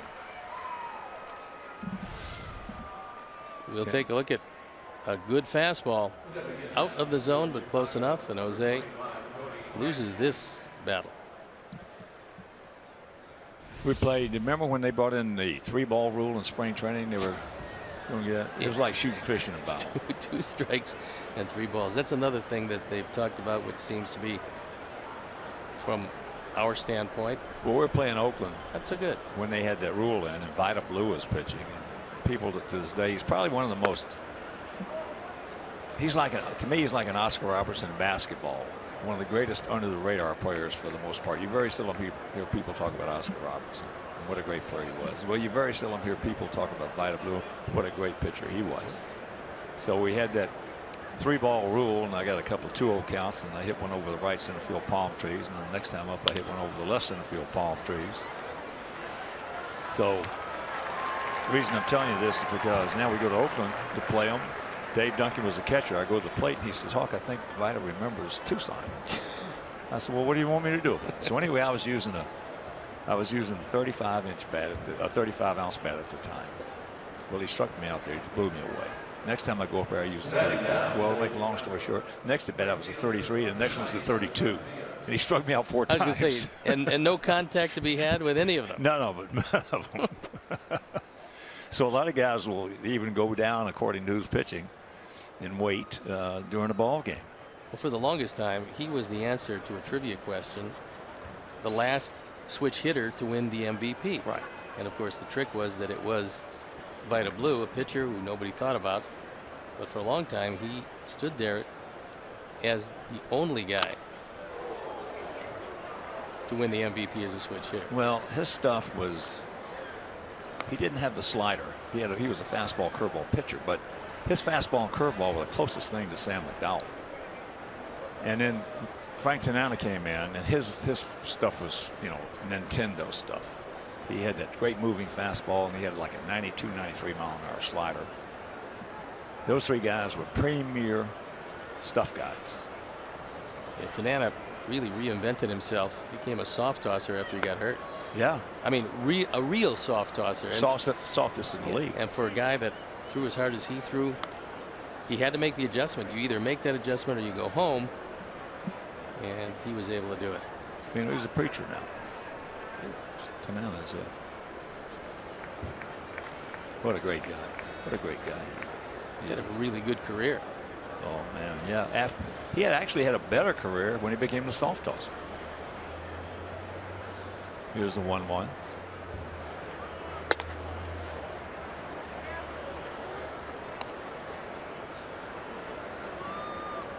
Avi, 2 for 2, a run scored, and 2 big RBIs. A 2-out single, knocking in a pair back in the 2nd inning. Matt Davidson waiting. See if Avi can keep it alive.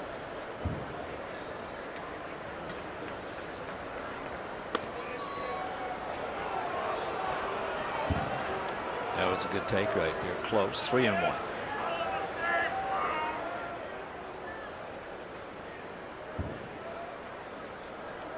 Avi coming into this game was just 2 for 14 off Josh Tomlin. 2 for 2 off of him today. Tomlin's ERA went from 2.88 against our ball club to 3.88.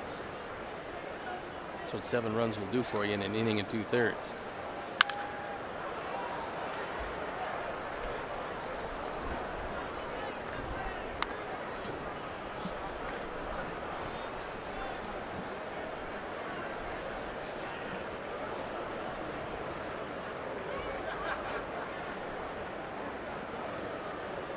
Come on, Ivy, pick him up.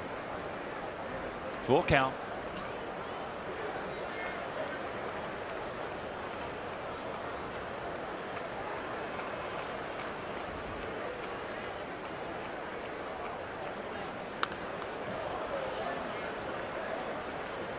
Yeah, you're going to fight off a lot more 2-strike pitches when you're up and choking up on that bat.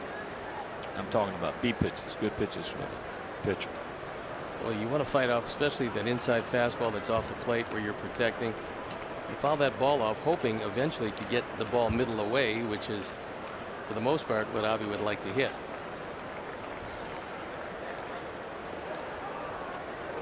It's pretty amazing. Sox 2nd in the American League in pitches per at bat. Seen. Another good at bat. Took that pitch nicely. I'll be looking like a rejuvenated hitter. He looks like he's got all the confidence in the world at bat, which is something over the last few years. He really didn't present himself like that. Well, you used the right word. His presence is different now than it's been since he's been in a White Sox uniform. And you know, he's still a very young man. If in fact this newfound approach that he has continues, he's got a long way to go with a lot of talent. 25 years old. Yeah, pretty amazing.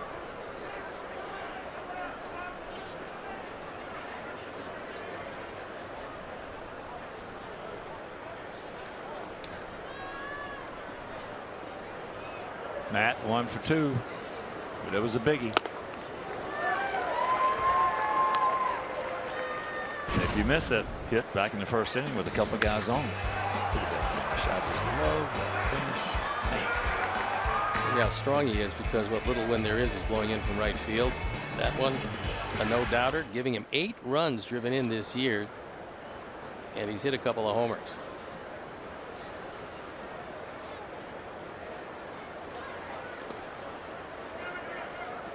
Nice block by Gomes.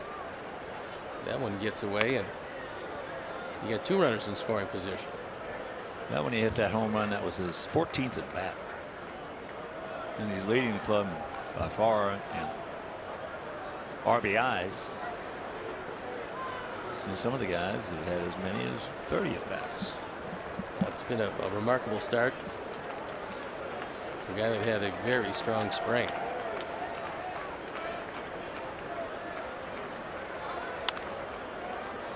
He made a good pass at that one. Got a good low fastball to hit. And I think Gomes went out saying a little something to him.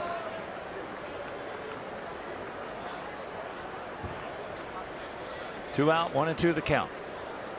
Runners at the corners.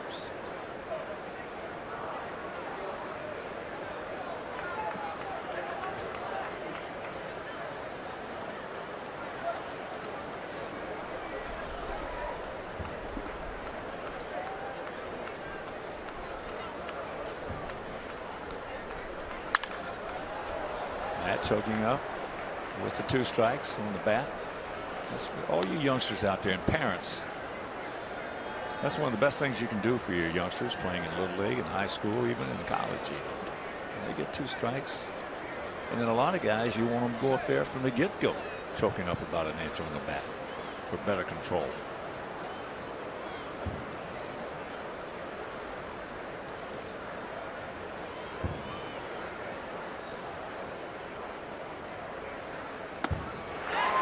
Got him. And that'll retire the side. So we threaten, can't score, but it is still 7-1 good guys.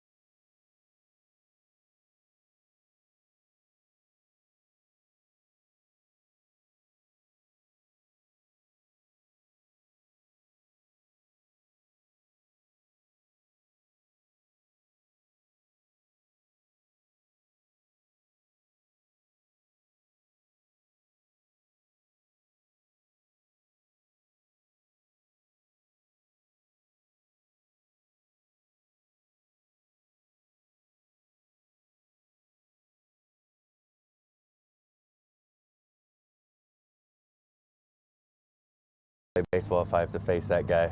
Growing up, and because I was little, I was like, how do people hit that? But I think it would be cool in his prime to go up in the box and face him. Well, that is one of the joys in baseball, is when you get to the big leagues and you're facing the best out there. It's a real challenge and a real joy. Yeah, you're not going to get much entertainment out of facing Randy Johnson, but knowing you're facing one of baseball's best during his time, that's the challenge that hitters face, and they thrive on that challenge and that pressure. Well, you got to embrace it.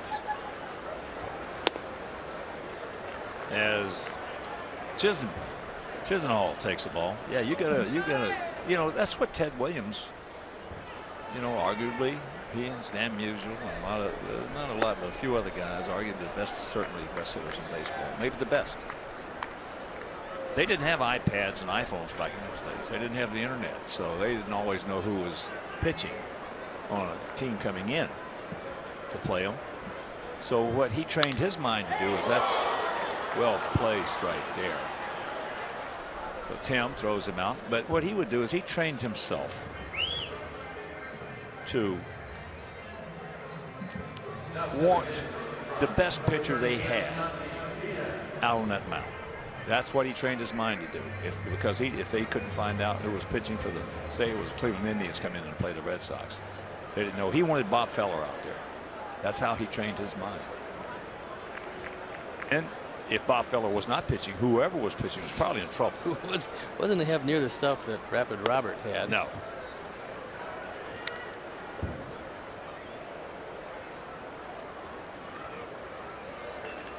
Diaz singled. A sharp ground ball between first and second to right field. And Jose Abreu way off the line at first base, trying to take that hole away, but there's a huge hole down the line, first baseline.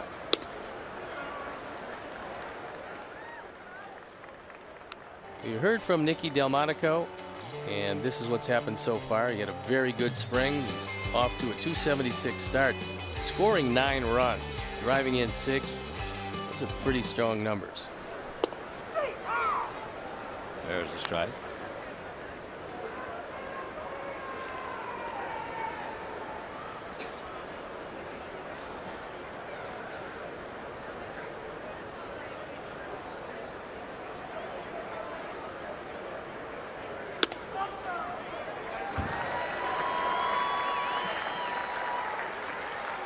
There's the walk.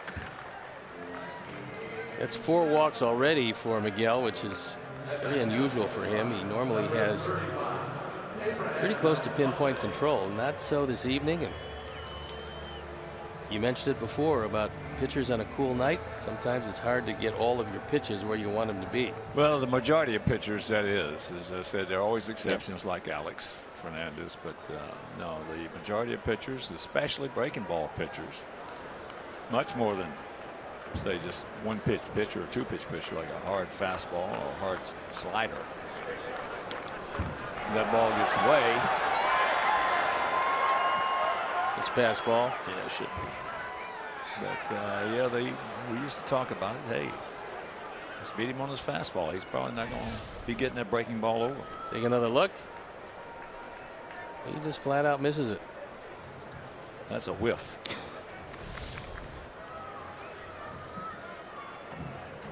Now Monte with that single. 1-0 the count. By the way, that was a pretty good breaking ball there. That was probably his best curveball of the night. It was. That's why he missed it. And there's a base hit.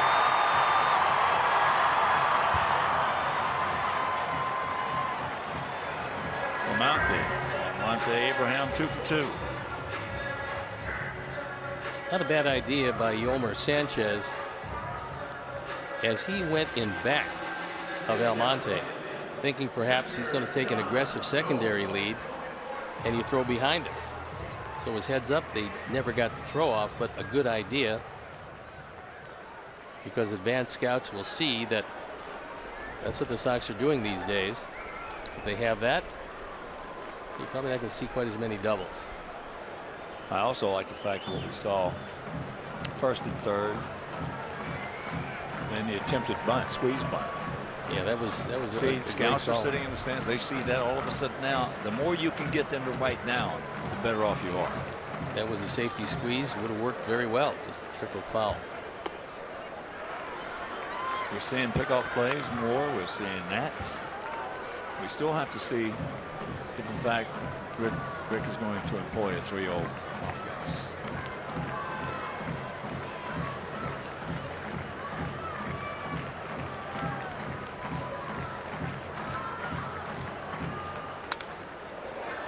Because the guy he's managing against tonight is one of the premier managers at implementing a 3-0 offense. Boy, when they won the World Championship in 04,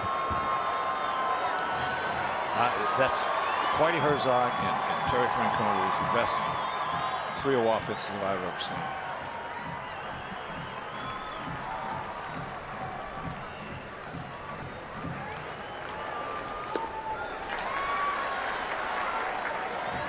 Gomes grounded into a double play in a big situation in the second inning. First and second, nobody out. It went 4-6-3. Miguel would like to throw another ground ball because you get a guy who's had a lot of leg problems. He doesn't run particularly well these days. And that was a terrific turn of the double play by Tim Anderson.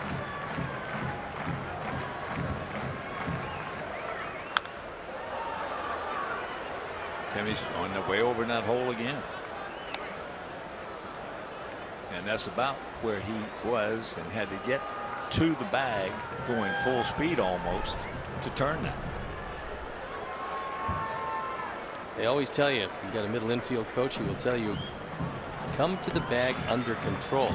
Well, that time he was so far away in the shift he couldn't come under control, but he's so quick that there was no way in the world that Diaz was going to get a piece of him on the double play. And so athletic.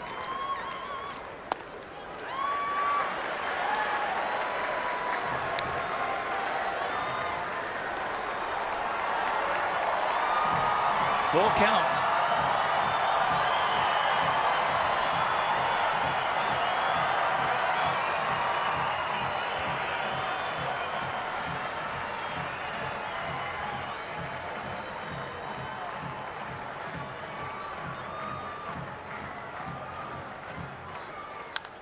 And that's foul back. Odds are overwhelming that Gomes is going to swing at something if it's in the neighborhood. Last year, a swing rate of over 57%, league average at 46.5. So it shows he expanded his strike zone, probably got over anxious, trying to come back, recapture what at one point looked like a very promising career, only to see injuries curtail the last couple of seasons for him.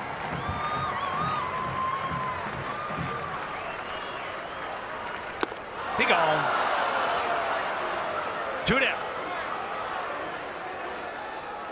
Big strikeout on what probably was going to be ball 4. A high fastball, swings through it. And Miguel 1 out away from getting out of his third big problem inning. I mean, big problem innings.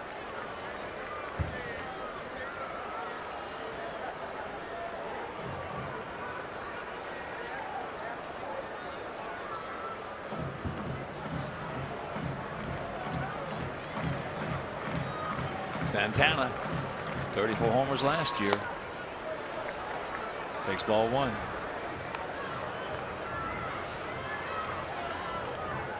Santana got rung up on a pitch that appeared to be considerably inside. That ended the second inning.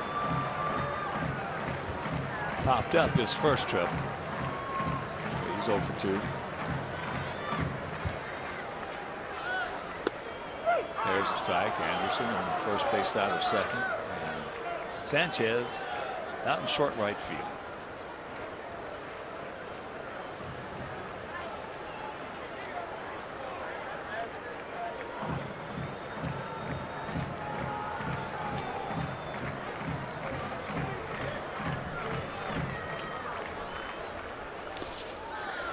Good job by Omar. Nice shift.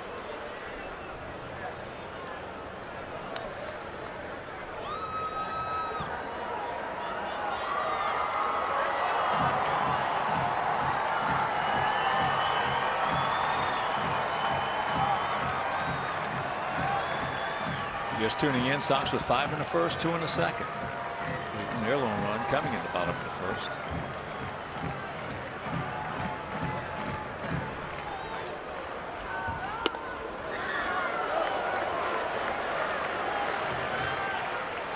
Three and one.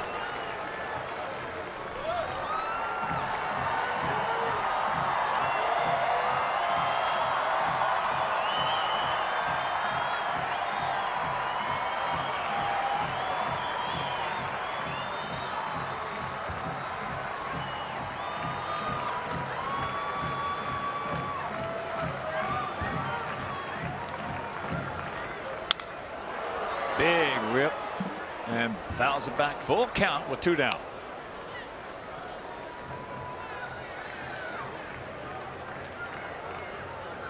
Pitch number 76 on the way. That's a product of a few base hits and 4 walks in the early going to go along with 3 strikeouts. Make that 4 strikeouts with the strikeout of Gomes.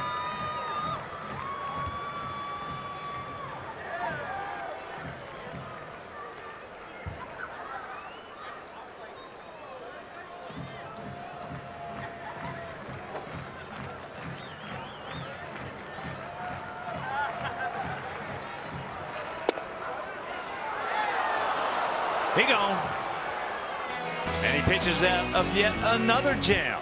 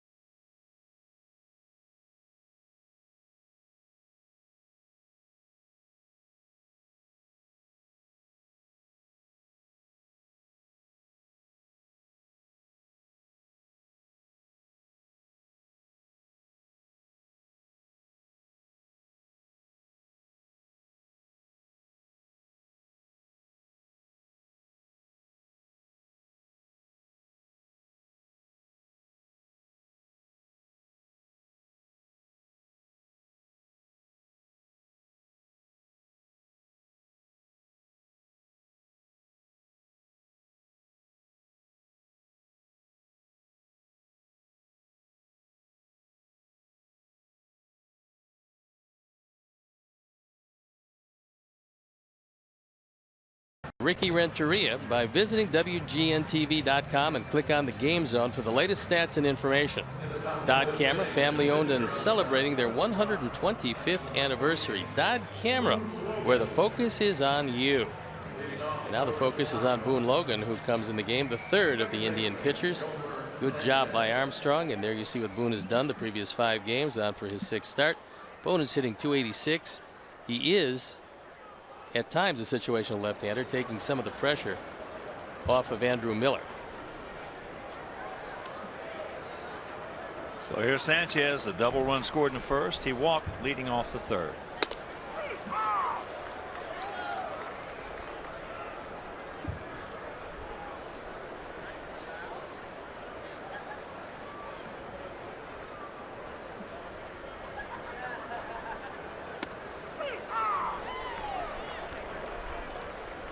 Oh, 0-2 the count.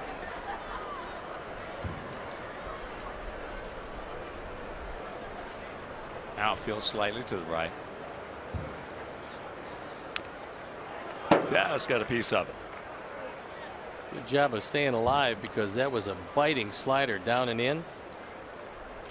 And you'll see at least one more.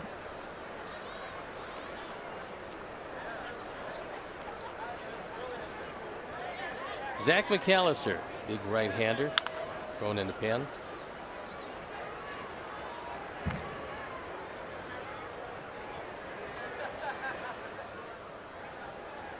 One of the reasons why Boone Logan probably has stayed around as long as he has, the fact that he very rarely pitched in high school. Didn't start becoming a pitcher until his senior year. So that's going to save on the arm.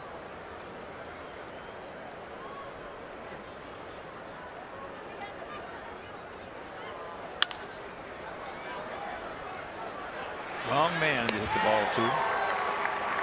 1 out.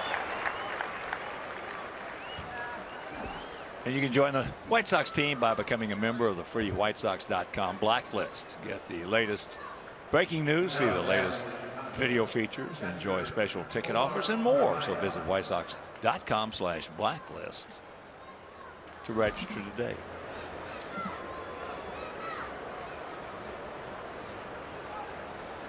Narvaez, RBI single in the first. He's 1 for 2.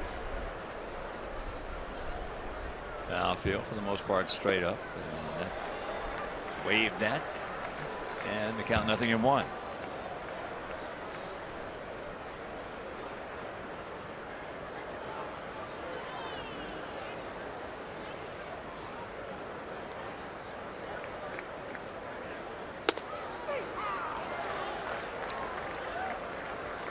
And the count 0-2. Big Texan.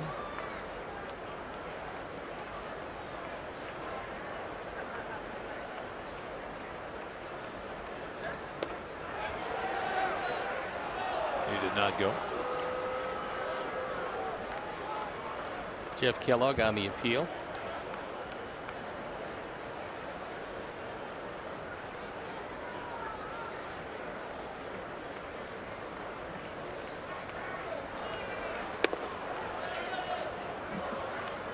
Sox, as I mentioned, going to board their charter after the game, head on up to Minnesota,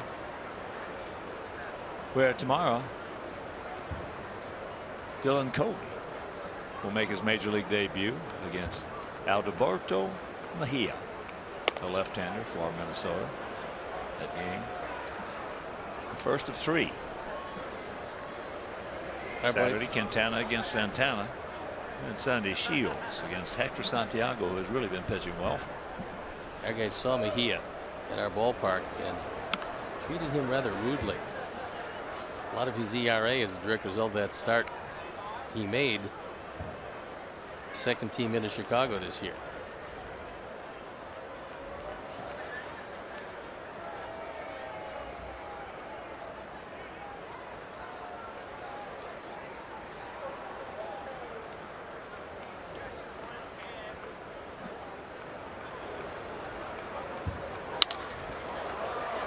Ball hit in center field.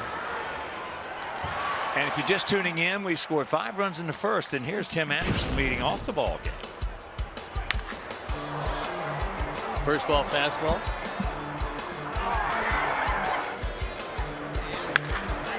There's a look. Opposite field home run, and no doubter. So 1 to left, 1 to right. Matt Davidson continues his red hot start. And that was a 3-run shot.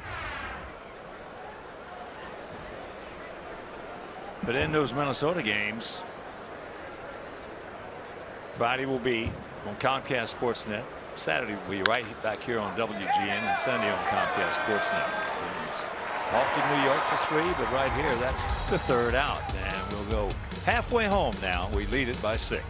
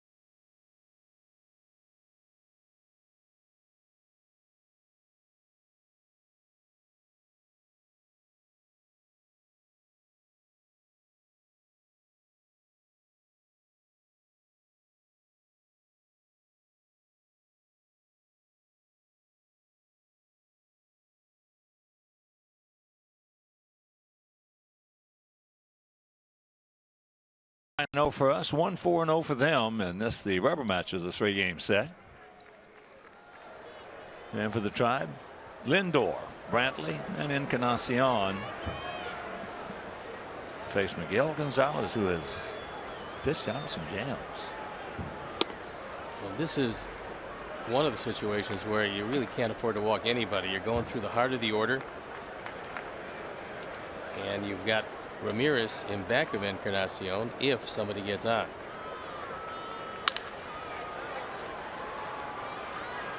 Nice pitch. Had Lindor way out in front.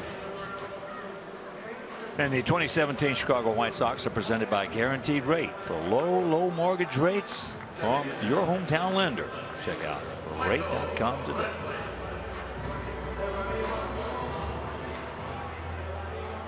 Lindor now 0 for 2, a walk, a run scored, a strikeout, and a ground out. So here's Brantley. 29-year-old outfielder. And it's really great to see him back. You don't like to see anybody get hurt, but especially real good players. Good players and a good guy. Oh, yeah. Very well liked in the clubhouse and provides some leadership for them. Well, he got some good genes. Yeah.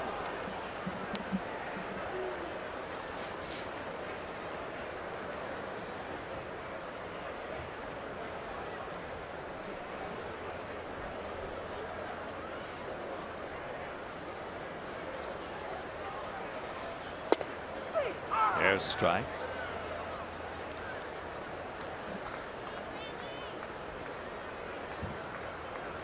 Brantley doubled his first at bat and then struck out in the third.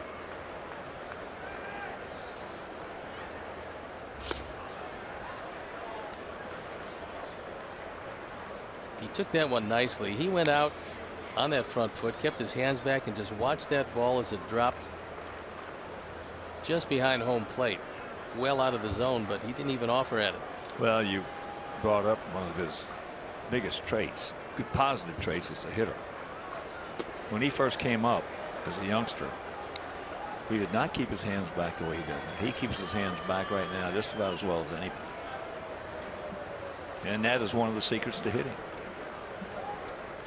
If you stride and those hands come with you, with the exception of Ichiro. No, that's a completely different ballgame. Yeah. And actually, if you want to put it in proper perspective, Ichiro's hands really, they move forward, but they didn't come forward because he drifted. Yeah, quite a player, going to be Hall of Fame in 2 different countries. That's a good trick.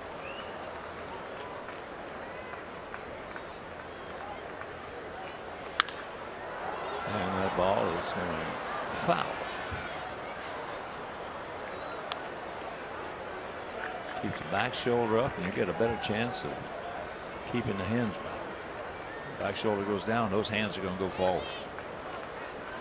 Miguel is not going to spend a long outing this time out, not with pitch number 86 on the way and all the problems he's had getting to this point. That ball hit high and deep. Way back. And it's 7-2. That's his first homer of the season.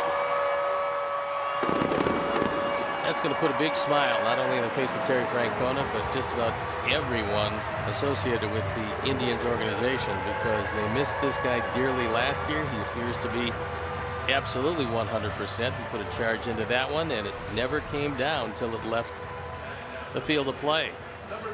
He got a fastball and just drilled it.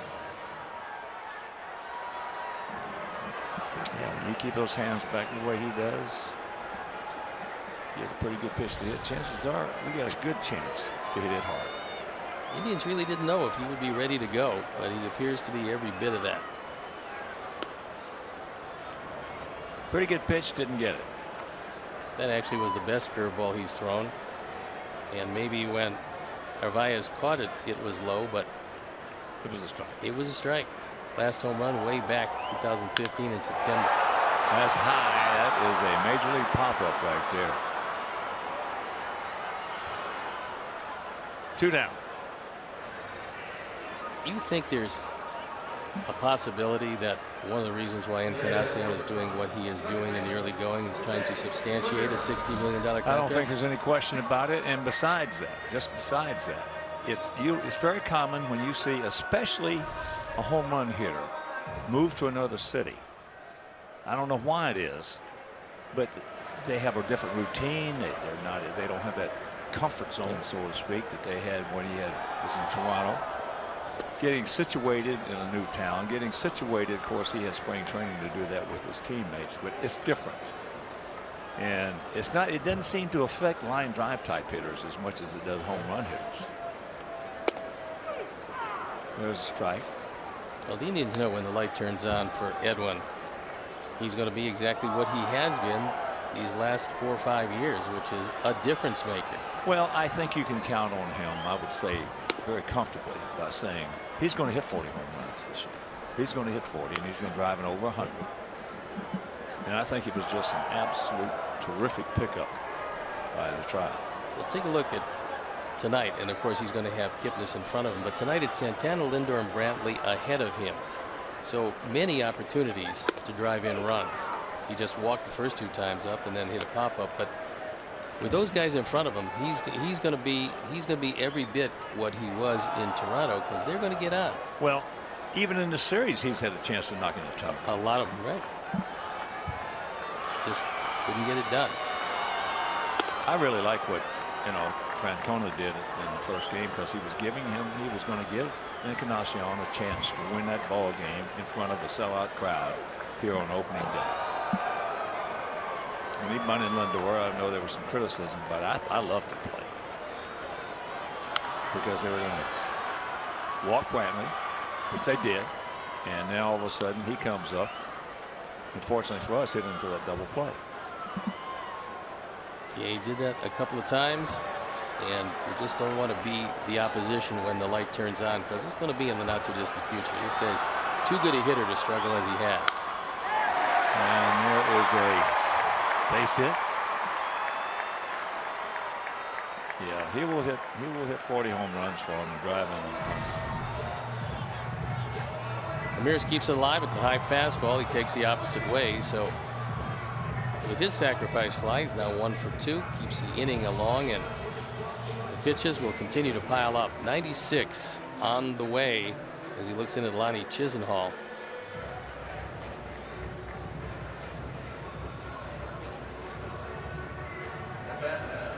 There's a look at Don Cooper, knowing that the pitches are piling up. And right now he figures he's still got another 15 or so to deal with. Chisenhall has popped up to left and grounded to short. But that grounder was a hard hit ground ball to Tim Anderson, who was playing on the first base side of second.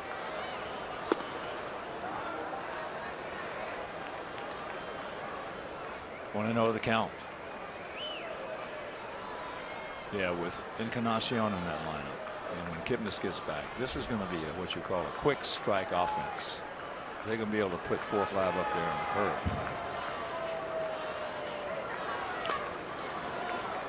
Well, especially tough. Look, anytime you have switch hitters, you get that flexibility, but especially tough on right-handed pitchers, because Santana, a difference maker, switch hitter, Lindor, switch hitter, Brantley, straight left-hand hitter, Encarnacion doesn't matter anyway. Ramirez is a switch hitter. They will pressure right-handed starters a bit more than they'll pressure left-handed starters.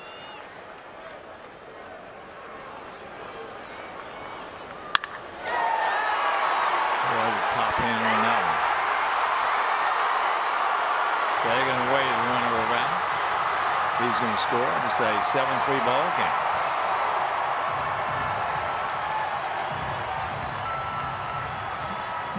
Chisenhall, we talked about earlier, could be a big piece of the puzzle here for Terry Francona. Well, they will be 100% when Kipnis comes back, and that was a high fastball out over the plate. Chisenhall ripped into right field. And so it's a 4-run game as Don Cooper takes a long, slow walk to the mound. It very well be the conversation is going to pretty much go like this. You're not going to go back out there for the next inning, so whatever you got left, show it to me because this is the fourth. The fourth time he would have had to go to the well to try to get out of some difficulty as Anthony Swarzak starts to throw. Really top of the line pitchers have a good 3 times they can go to the well. That fourth time they run out of steam, and that's seemingly what's happening here. Fourth time he's been in trouble. This time they've crushed a few.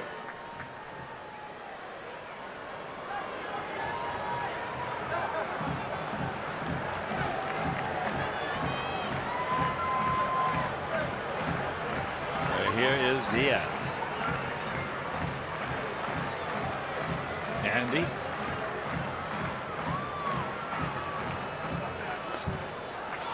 Good job by Omar. Keep it in front. Andy has singled and he has walked. First 2 games were somewhat anomalies in this park as they both ended 2-1 split with their respective teams. But last year, these Indians went 53-28, tied for the best record in the American League at home. So they dominated here at Progressive Field.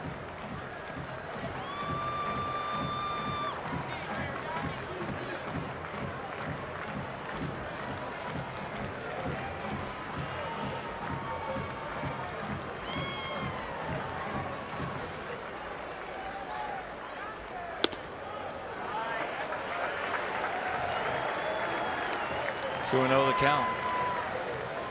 Problems in the first. Problems here in the 5th. A few problems in the 4th, but he was able to get through it.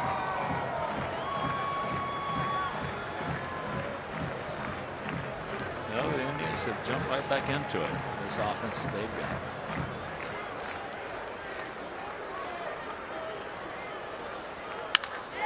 And there's a base hit. He's not going to be able to score. Zavi quickly gets to it, quickly makes a perfect throw to cut off man. So 2 out runners at the corners. Diaz has hit the ball hard twice. He's got a perfect night. A couple of singles and a walk. And that's going to be it. As much as Ricky Renteria wanted to see Miguel get through this inning and qualify for the win, he knows winning the game is the most important thing. He gets taken out. Swarzak comes in. We'll take a break and be back.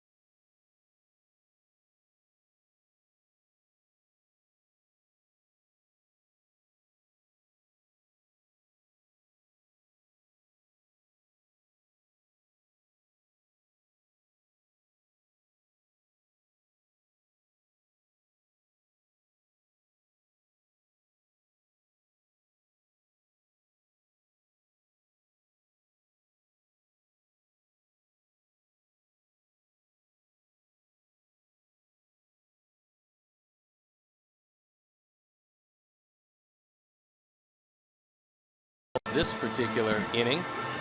And there you look at Anthony Swarzak, who threw in yesterday's game. He was brilliant. He went an inning, struck out 2, got that fastball up to 95 miles an hour. So he inherits 1 base runner. That's Diaz, and 2 outs here in the 5th. And now, because Gonzalez did not go the requisite 5 to qualify for the win, the game is in the hands of Anthony Swarzak. He gets through it in impressive fashion, holds him right there. He could pick up a win. He's looking a very disappointed guy. knowing that he had a big lead and could not seal the deal here in the 5th inning. Well, Swarzak, we've seen him, of course, with Minnesota. Last night was the best I've seen him throw ever. I know. The fastball had more life than we've seen, and he threw it really well. Looked very impressive in relief of Derek Holland, who went 6, gave up only 1 hit, and got the win.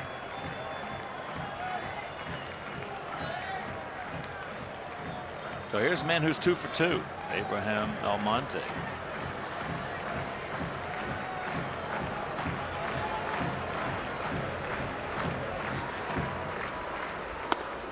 Maybe if it had been Gomes coming up, that may have stayed with, because nobody on the ball club, with the exception of Miguel, wanted him to finish 5 innings more than Rick Trevino.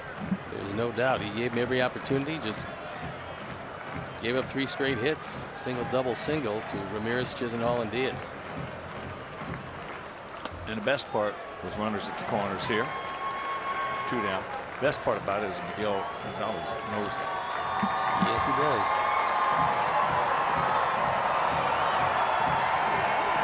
One and 1. Chisenhall at third. Diaz at first.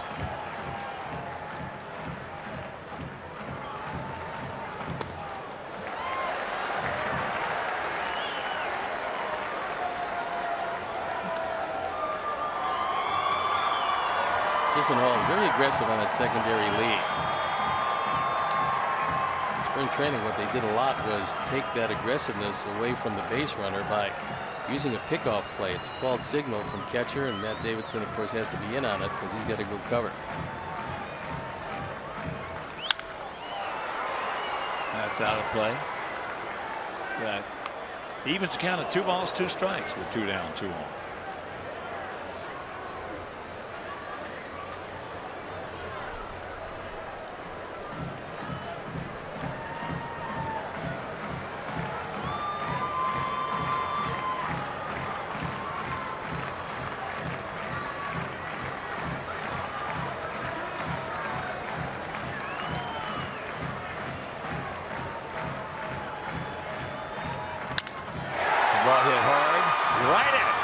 Thank you very much. Just a hang wolf'em right there for Almonte. Meanwhile, they put 2 on the board. We'll go to the 6th, leading 7-2.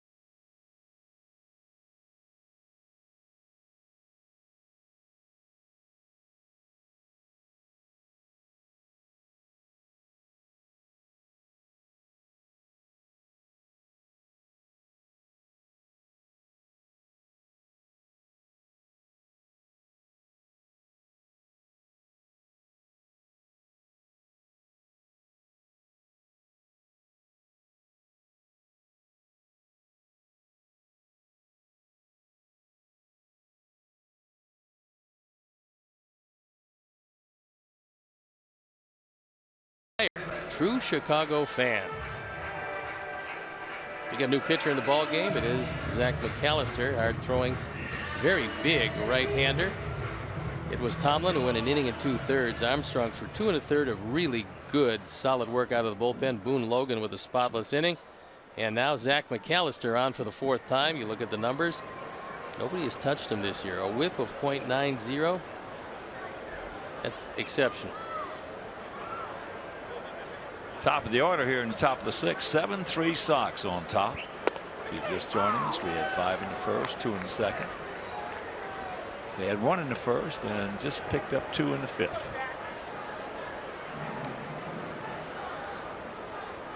One thing about McAllister, we've seen him quite a bit, is that ball hit well into center field. Chisenhall. I think that's that one, but McAllister, if he's getting his curveball over, he is tough. Yeah, I mean, that was the biggest Real problem tough. because he's always had a good fastball. The question has always been secondary pitches. And if he's not, then he looks like meat out there. Last year, 53 appearances, 3.44 ERA. 2015, 61 appearances, a 3-point ERA. So he's been very good out of the pen the last couple of years for the Indians. You better believe it. And it's only been a few times that we faced him in the past few years that he was not able to get the curveball over. 6'6", 240 pounds. Big man resides in Chillicothe, Illinois.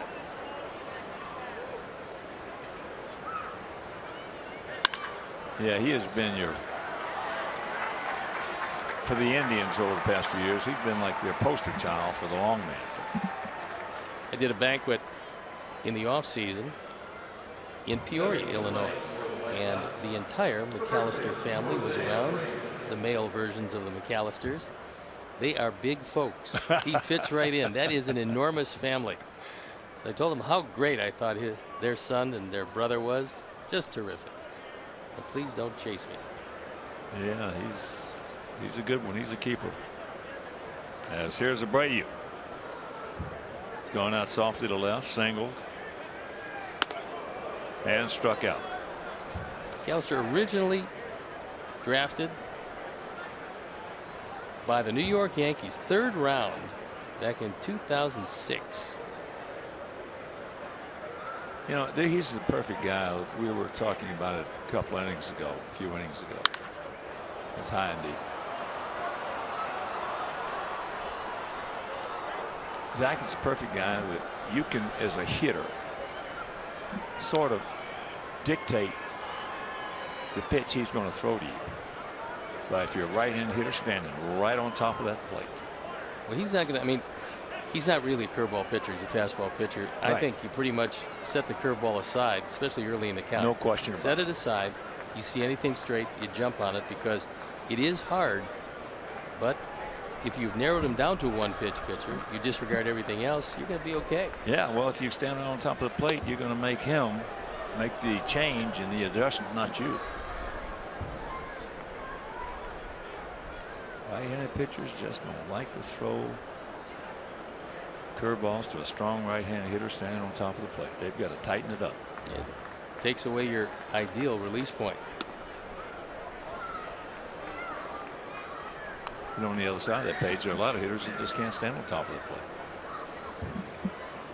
Well, if you do, you're going to get hit. And if you don't like sporting a lot of black and blue patches, if you don't like Rob Manfred's name on your back or shoulder, imprinted on it, because you're going to get hit. There's no doubt about that. There's ball 4.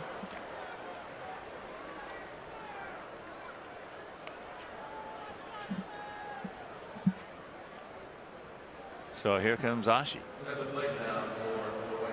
0 for 3, but he scored a run. It's one of my favorite names so far this year, Cody Ashi. If you say it real fast, Cody Ashi. Sounds like he might have had a career in Japan at one Yeah, point. it does. I mean, it really sounds Asian.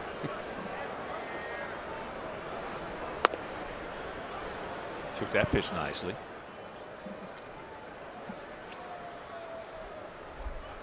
Gomes coming out to have a word with McAllister.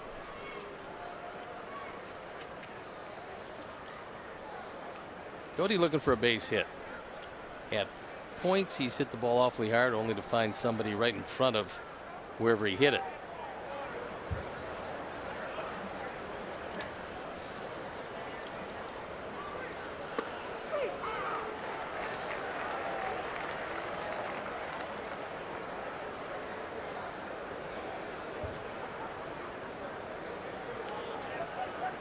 They've got the shift on with Ramirez out there in short right field.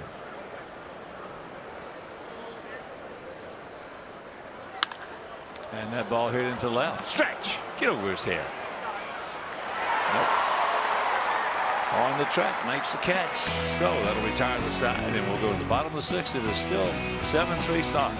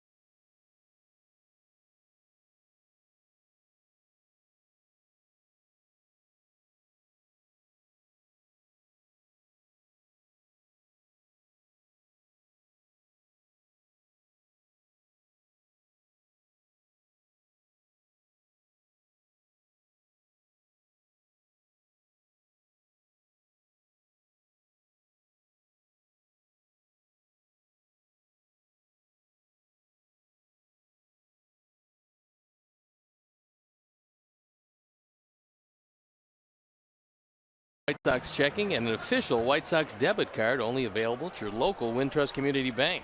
Go to wintrust.com/White Sox to learn more. Wintrust Community Bank, member FDIC.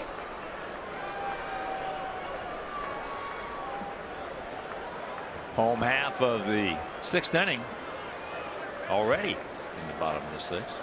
This game's moving right along.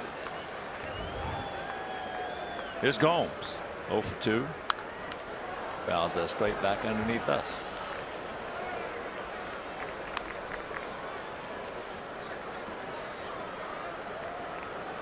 They put in some brand new windows over the wintertime. This park, 23 years old.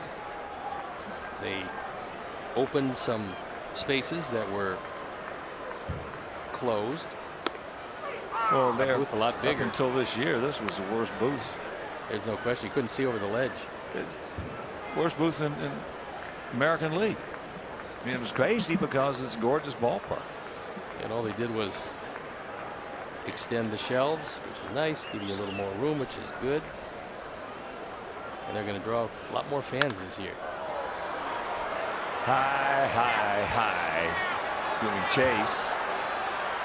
And it stays in here. So that is out number 1. If you missed the earlier game, we talked about the attendance and what it's going to be like. Nice effort, Matt Davidson. Last year they had a little over 6,000 season tickets. To start this year they've got over 12,000. Plus they've sold 1.2 million in tickets. They anticipate drawing in the neighborhood anywhere from 2.4 to 2.6. And so the Indians fans are coming back to see a very talented young ball club. Well, that club that brought them out to 455 consecutive sellouts. I don't know if that's going to happen. No, This is a that won't good, happen anymore. fun ball club to watch. Losing the World Series in extra innings in Game 7 at home. A heartbreaker for them, but they had a lot of breaks getting there, especially as decimated by injuries as the team was. And the fans starting to gravitate back to this group of Indians. And coming in with a 3-1 lead. Yeah, that was, I mean, the last team that did that was the '79 Orioles. I was a part of that team, going up 3-1, losing Game 5, coming back to your home ballpark only to lose the next 2. Exactly what the Cubs did to the Indians. Yeah. The Pirates did to the Orioles in 1979.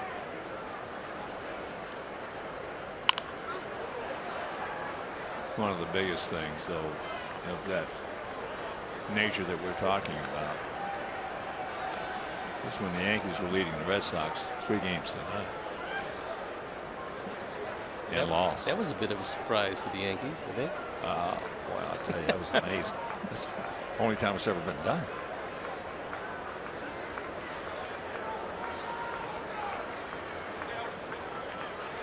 Santana struck out twice.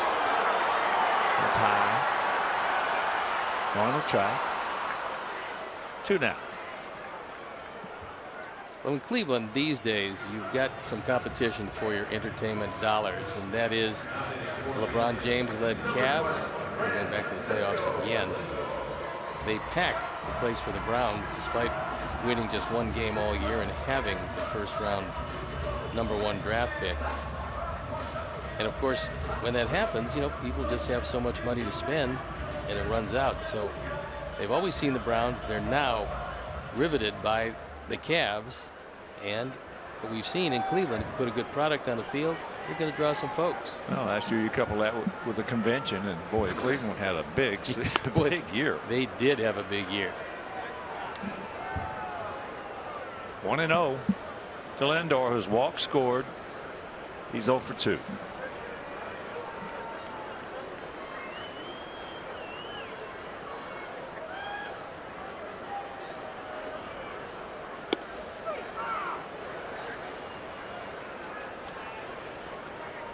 Indians last year almost emptied out their farm system in pursuit of Jonathan Lucroy. He didn't come, and eventually you figured the Tribe might be pretty happy about that. And the reason being is one of the guys that they were going to trade in that deal was their #2 prospect, Francisco Mejia. Last year had a 50-game hitting streak in the minor leagues. He's only 21.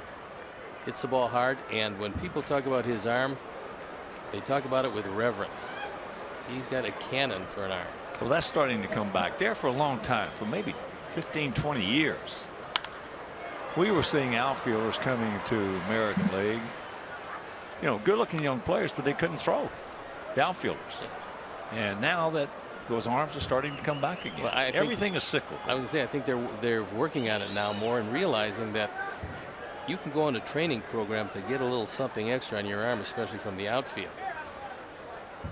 Well, if you're going to improve somebody's arm, a lot of people think it's either there or it's not. But that's not the case, because Steve just alluded to, especially outfielders, they can add velocity and they can add distance with the proper training to throwing. You get close to over the top, and then you're going to get the truest throw, certainly, and you're going to get the fastest throw you're capable of making by throwing over the top, not getting underneath the ball. Well, then everything stays up. It's almost to improve your arm from the outfield. As there's a base hit by Lindor. But it's almost like for guys who have had trouble throwing from the outfield and who will improve it, it's almost like you're throwing like a catcher. As you come right by, almost by your ear, right over the top, as Steve said. And it's amazing how you start stretching that thing out, and all of a sudden, poof, you're adding a little more velocity to it. Yeah, that's why I've always felt the best outfielders can do is play a lot of long toss. And take a couple of steps, make sure you get something behind it, And you're going to be able to tell by the spin, the way it comes off your fingers, if that ball is going to sink on you. If it is, your arm is down too low. That's when you really have to move up on top. Here is Michael. A double, a strikeout, and a home run.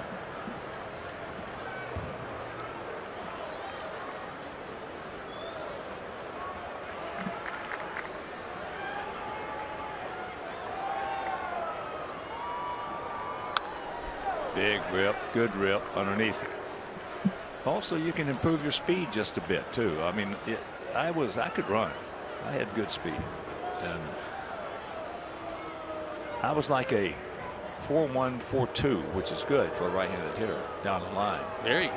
And I improved it, and the way I improved it was actually by running a little pigeon toe, digging in, and I improved it. I got down to 4-0 a few times.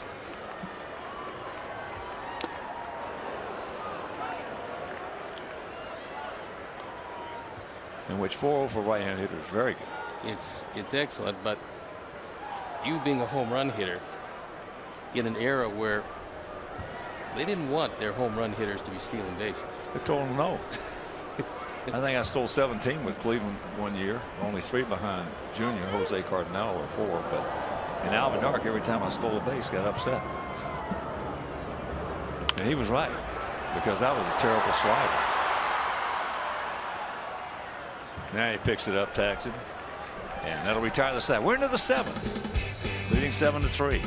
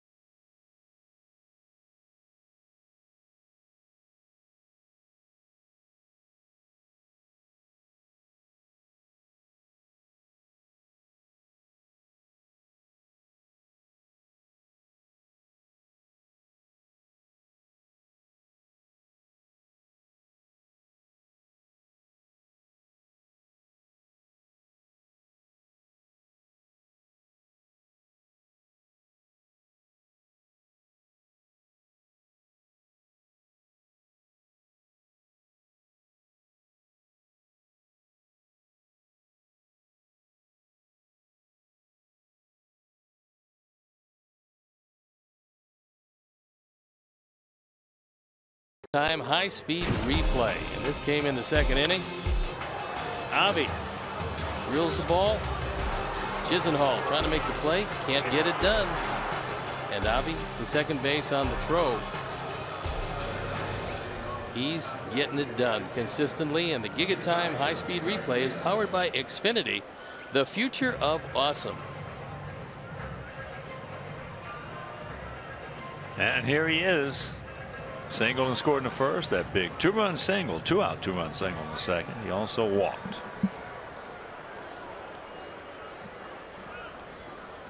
7-9-0 for us. 3-9-0 for them. We have stranded 6. They have stranded 9. No field.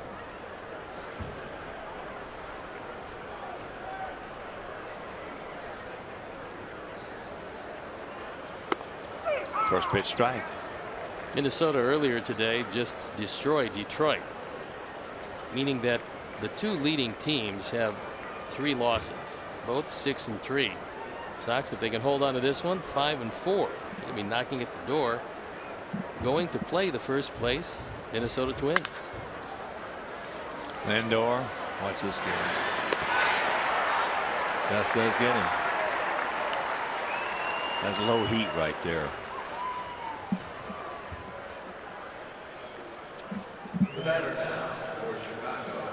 Sox fans celebrate a special birthday or an anniversary or even host a business function in a Diamond Suite at a White Sox game. Diamond Suites can accommodate groups from 10 to 100 guests. Single game packages include a great food menu as well as beverages and parking passes. So visit whitesox.com/group.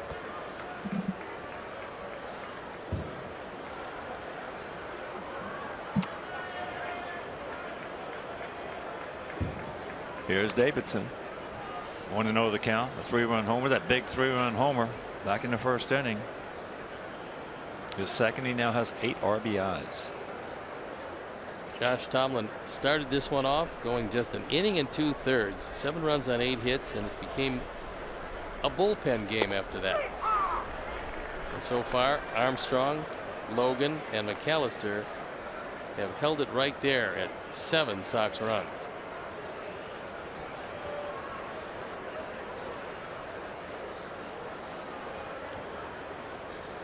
Here is the 1-1. One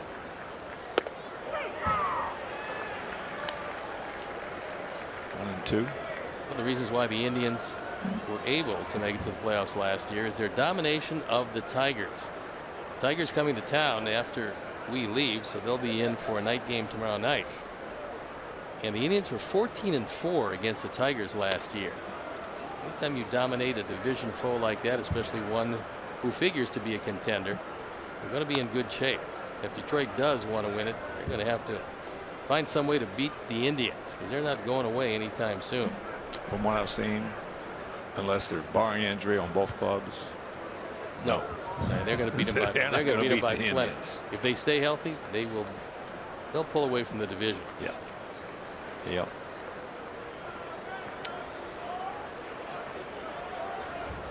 So here's the 2-2 pitch.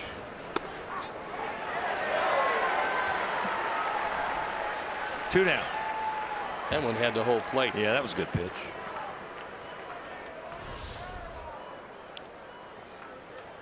Good moving fastball. Matt might have thought it was up. Pretty good pitch, right around belt high, maybe a touch higher, but too much higher than that.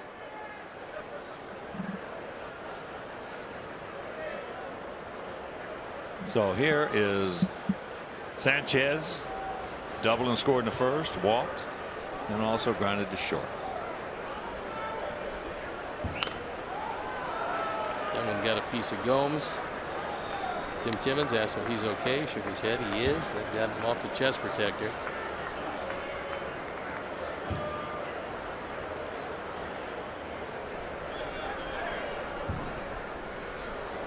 Just checking a minor league report here. Yohan Moncada 2 for 4 last night, hitting .387. He's really tearing it up. These AAA pitchers probably haven't seen the likes of him for a while. Big speed and big power. But I saw, since I was not out in spring training except for the Cub game, what I saw on my iPad is he gets him right there. And that'll retire the side. 7th inning stretch. We lead it by 4.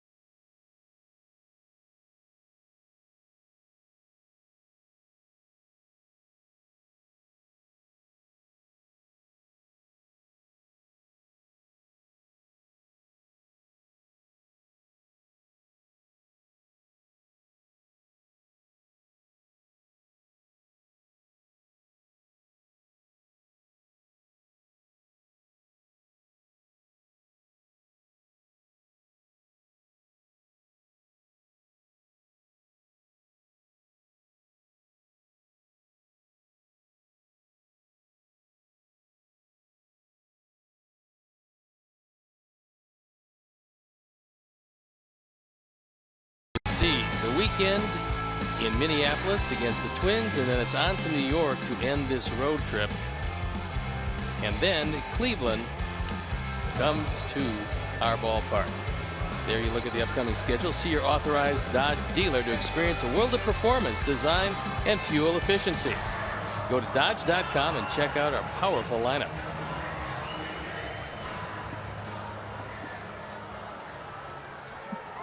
Anthony Swarzak as we get set to go to the bottom of the seventh. 7-3. Good guys. Encarnacion has walked twice and hit a towering major league pop-up into center field.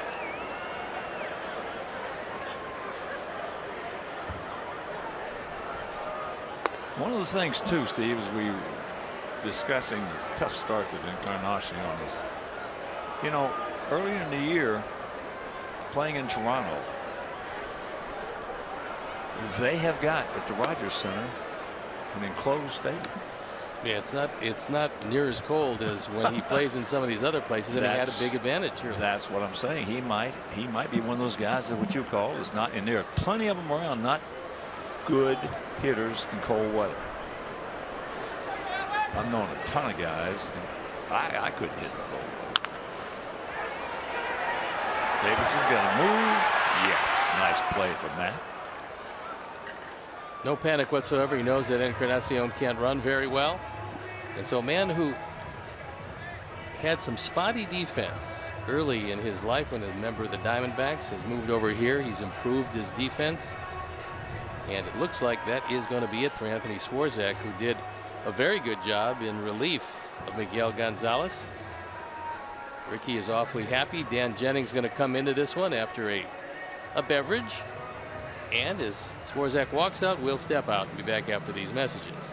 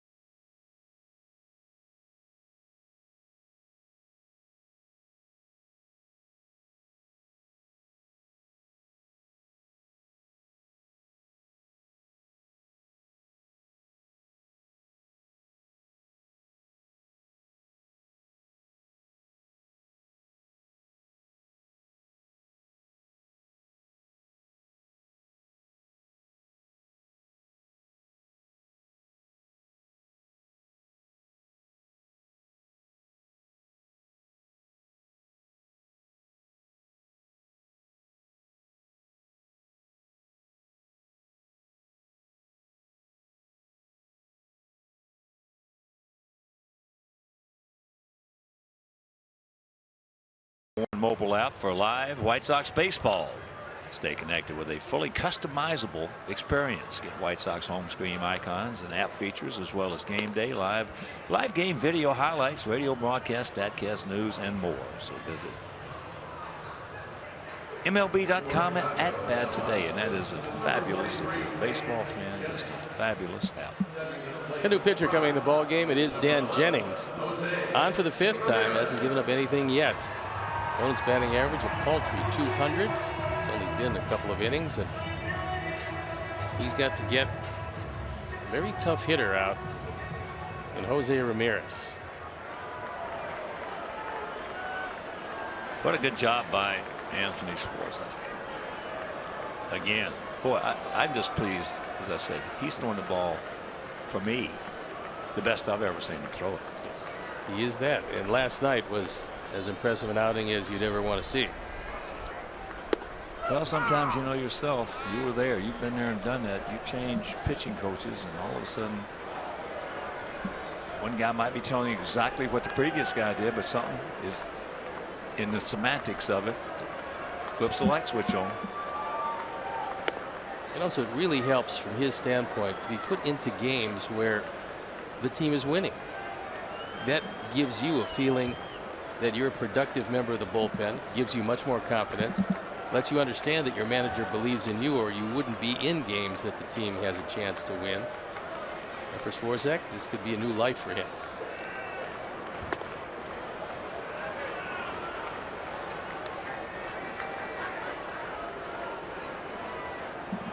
Anthony went an inning and 2/3, gave up 1 hit, and that was it. And he stands to be the pitcher of record.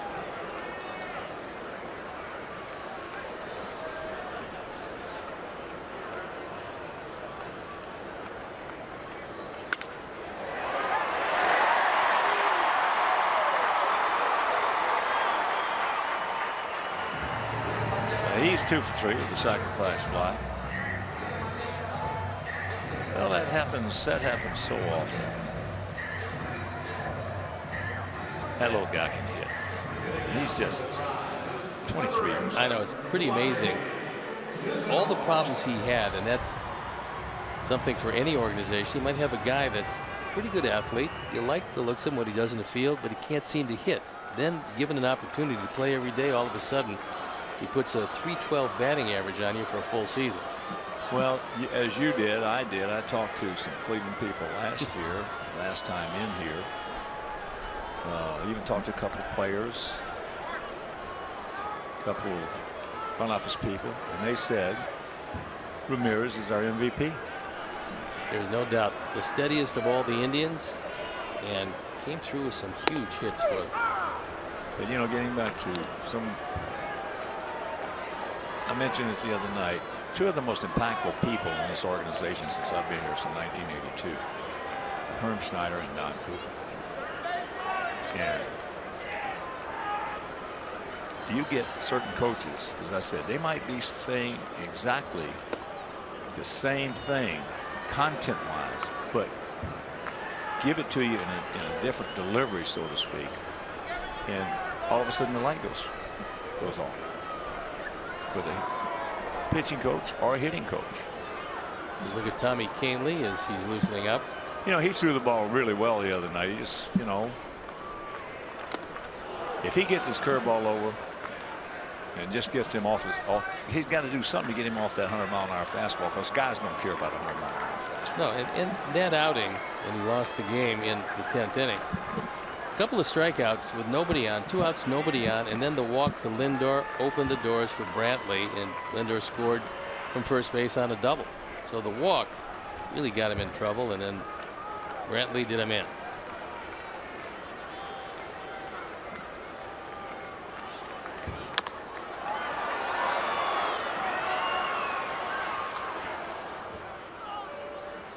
So that is out number 2.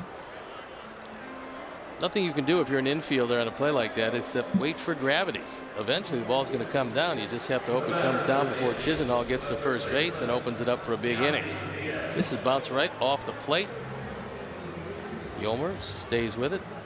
Good solid toss, and they get the out.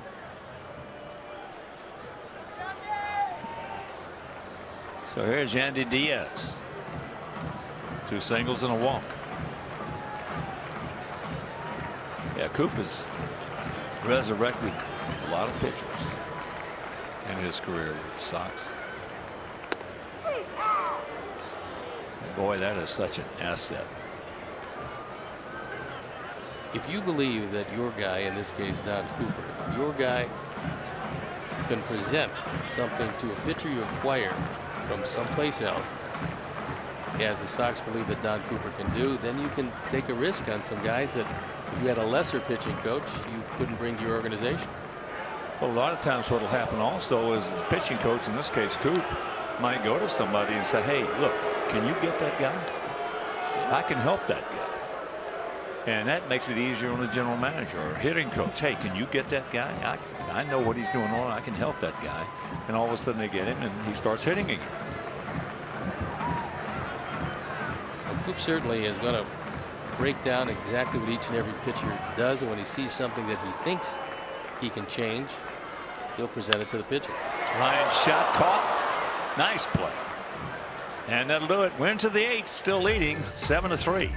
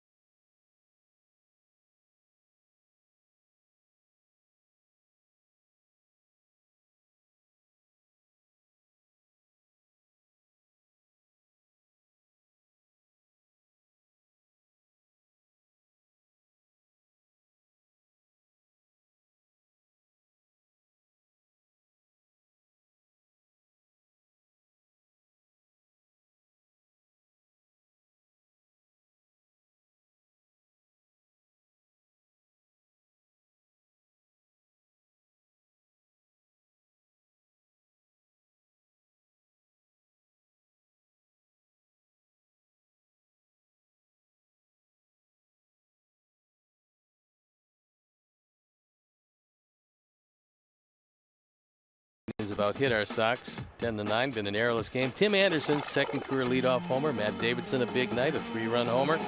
Avi continuing to stay hot, and 5 first-inning runs. Great deals are waiting for you now at your local Honda dealer. And we got a new pitcher in the ball game.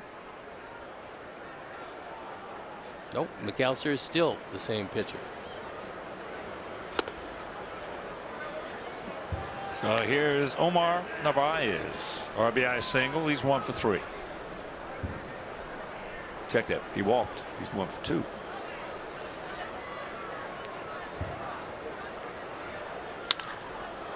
That ball hit nicely into left field, and it's going to fall for a base hit. So the leadoff single. One of the things you're not going to see from Michael Brantley this year is diving. With all the shoulder problems he's had, the last thing he needs to do is dive, and the Indians don't necessarily want to see him do that. They want him healthy every day and in the middle of this lineup.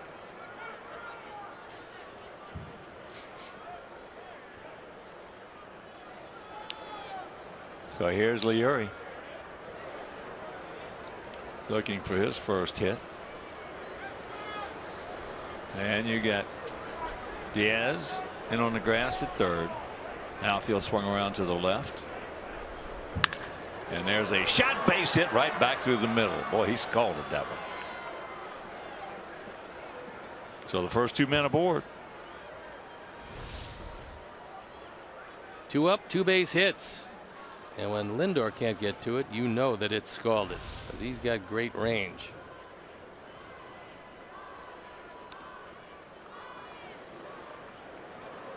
Dan Otero loosening in the pen. He started loosening last inning, so he's ready to go as Terry takes that long walk to the mound.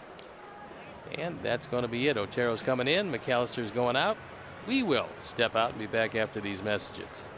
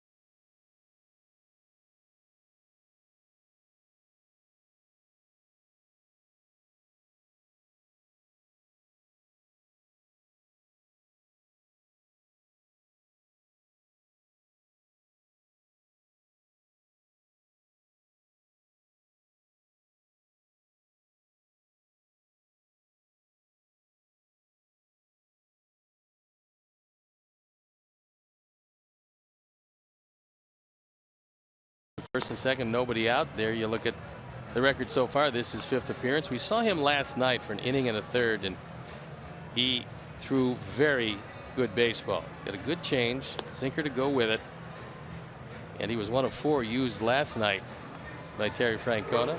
He is the 4th used tonight by Terry Francona. Here's our State Farm winning combination, and it's a combination of home runs in the first inning. A leadoff homer by Tim Anderson, and later in the inning, as things started to deteriorate for the Indians, a 3-run homer by Matt Davidson. State Farm, here to help life go right.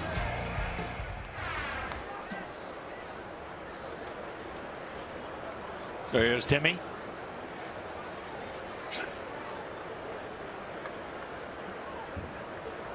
One for 4. Corners in close, looking for the bunt. He squares. And this is where he's got to make a real good bunt because of the speed of Narvaez at second. Because he can't get too far off there, because if he goes through it, he's going to get picked off.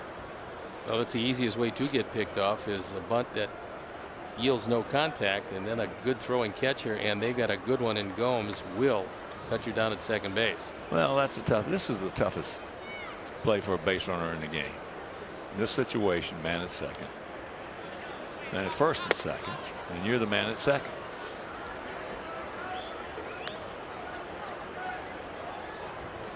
Well, you have a choice here, and the sign is given to Diaz from the dugout. Then he will tell Otero whether to charge straight in, or if he's hanging back in the bag, then he wants Otero to charge toward the line. They also have a couple of pickoff plays off this same rotation play.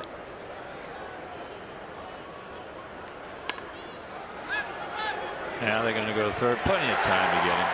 That's why you got to make it's a tough position situation for the bunter. He knows that the man at second doesn't have a whole bunch of speed. He knows he's got to make a perfect bunt. And he's got to try to make sure that Diaz fields it, but Diaz stayed back. Otero charging toward the line, and then made the play easily after that. Yeah, he's got to get it down that third base line, so Diaz has got to come in. So here's Cabrera. 2 for 3. That single in the first, the double in the fourth. That's right into left field. Drops right in front of him. Now he's going to go to third base and get the force. Well, Leary Garcia fell down. He started to make the right play and then starts hustling back to second base. So here he thinks Brantley's going to catch it. He's starting to go back to second, where he lost his footing, and it's pretty easy after that. So what should have been a base hit is a force out at third.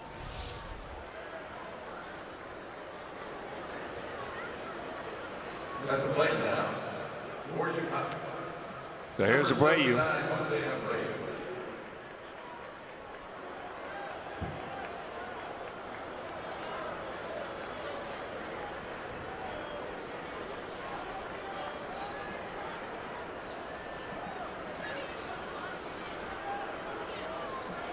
Abreu check that 1 for 3. Outfield swings around to the right. Gap out there in left center.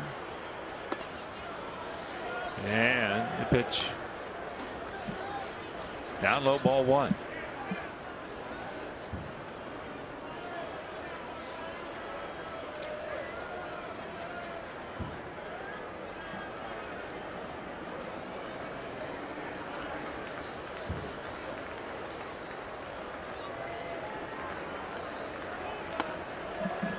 Now he's got the catbird seat 2-0.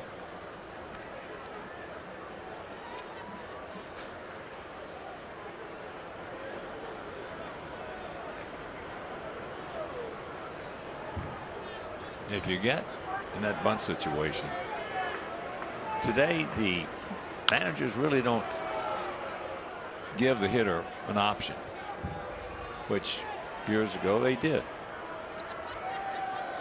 And the option was, don't let the corners take the bat out of your hands. If they come charging in, swing away. Don't bunt. Don't let them take the bat out of your hands. But that no longer, I don't know the last time I've seen that, where the hitter had that option. No, they'll take the bunt off, but as far as giving him the ability to either bunt or not, depending on the charging of the corners, you won't see that very much. No, not anymore. There's a little flare into right field. That's a base hit. So here's the throw with the run scoring. And it's an 8-3 ball game. Just a little soft single into right field gets the job done. Second hit of the night, third time Jose's been on base, and run batted in number 4. Inside out swing and a fastball on the inner half. Just dumps it in front of Almonte, and then the great speed of Tim Anderson. He just flashes by Gomes.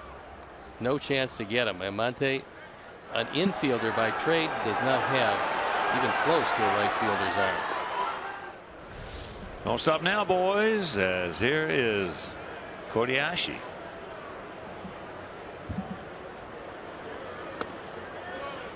Takes that low one away. Cody is hit into a 4-6 fielder's choice. Scored. That was back in the first inning. He also has gone out to center, grounded to second, and then flied deep to left field.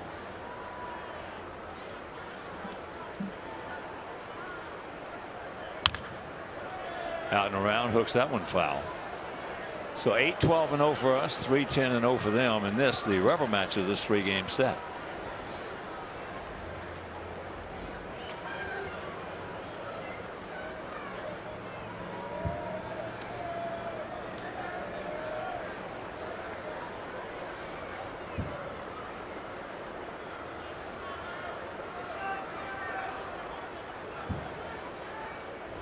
Get yourself a knock.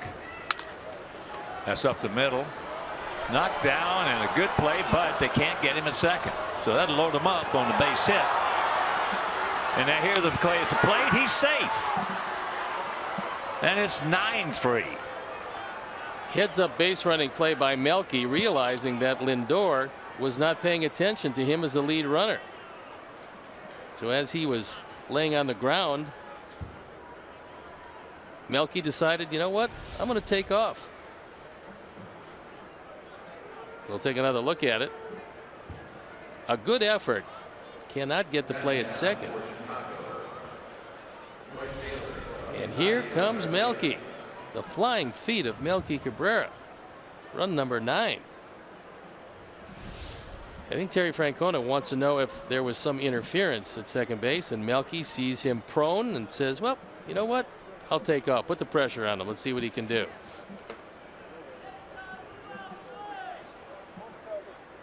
So it's a 9-3 ball game, and here's Avi. Avi has 2 RBIs, a couple of hits, and a run scored.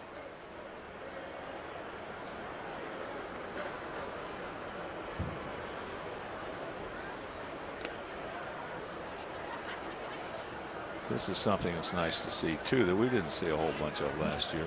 Add-on runs. Add-ons late in the inning, late in the game. Yeah, add-on runs really help because the Indians still 4 runs down, but they had cut into that lead. And this will give the staff a little less pressure heading into the final 2. Well, it's just this add-on runs late in the ball game are a state of mind for a ball club. And there's a base hit.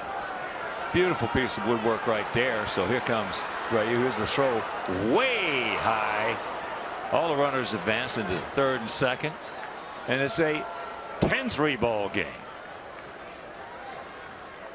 Avi 3 for 4 tonight with 3 runs driven in, giving him 8, tying him with Davidson for the team lead in that department as he shoots this ball to right field. And they run on Almonte once again. You can play right field in the major leagues. You better have a fairly strong arm. Almonte, an infielder by trade, does not have a fairly strong arm. Obviously, in that throw, just walks into second base. And here's Davidson. 1 for 4, but it was a big one. A 3-run homer in the first inning. out and around that one over into the Tribe dugout.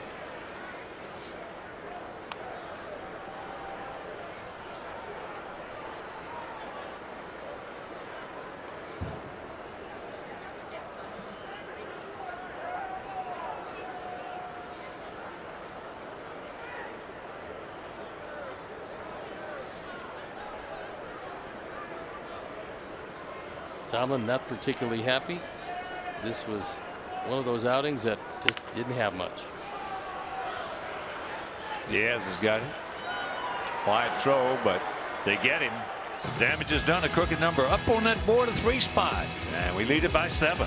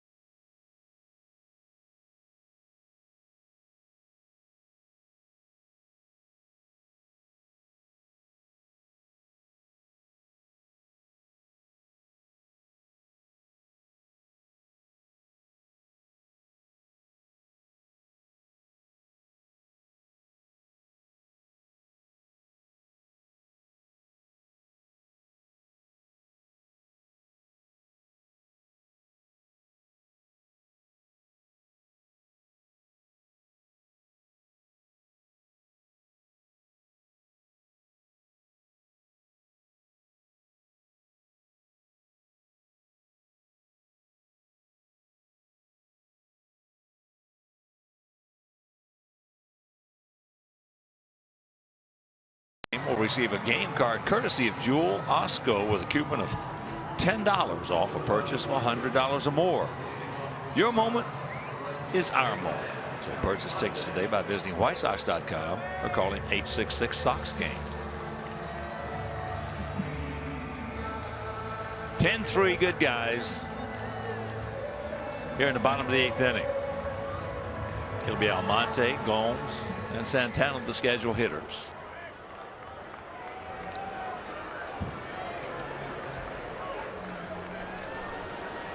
Almonte, switch hitter, is 2 for 3. Only out he made was a line drive, hang woofle, right to Avi Garcia in right field. Takes first pitch strike.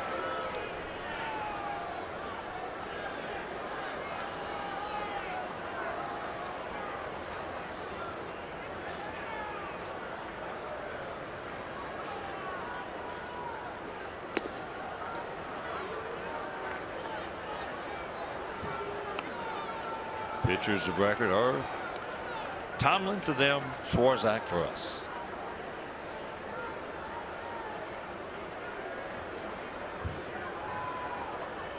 As we mentioned, we will board our charter after the game. We'll head on over to Minneapolis. And Sanchez. 1 out.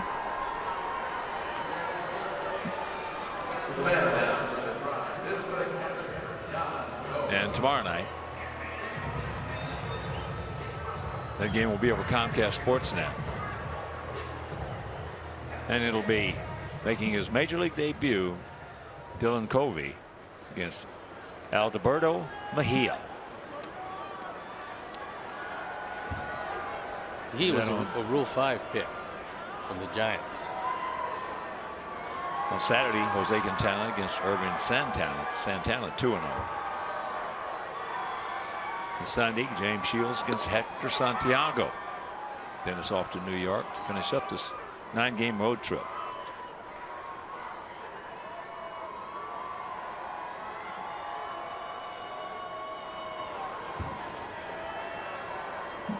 Gomes 0 for 3.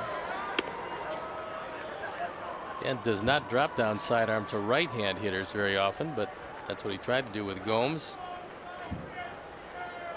Indians will have lots of talent up and down their order. Both catchers, Perez and Gomes, excellent defensively. They expect that Yan is going to hit, but since his many injuries, he has not swung the bat like he did back in 2013 when he hit .294 and .278. 2014, so 13 and 14 banner years. Then the injuries started. Started with a collision at the plate. That ball hit high and deep. Back at the wall. And that is out of here. Well, Gomes, again, barring injuries, should be a good offensive player because he can hit. Unless it's an injury that maybe a shoulder or somewhere in his wrist or hands or back that precludes him from swinging the bat the way he did. Well, that time got a good piece of it. Shows you how strong he was because he didn't get it on the sweet spot and still got it out of the ballpark. Just one-handed it out of here. The low slider. And you know, you go back to 2014, he had 21 home runs, drove in 74. If they can get 15 and 60 from him, they'd be very happy. Well, there have been a lot of guys that you've seen and I've seen over the years that were real good-looking hitters. Big time power, had one injury of some sort or another, and poof, pretty soon they were out of the game. Gomes came over as a backup catcher from the Toronto Blue Jays. He was a backup there, and I think it surprised a few folks that he not only won the job, but won the job and excelled doing it. He had a concussion in 2014 on the DL, right knee sprain in 15, and a separated right shoulder last year. So it's been some injury-plagued years for him. Well, a separated shoulder can get you in a funk offensively.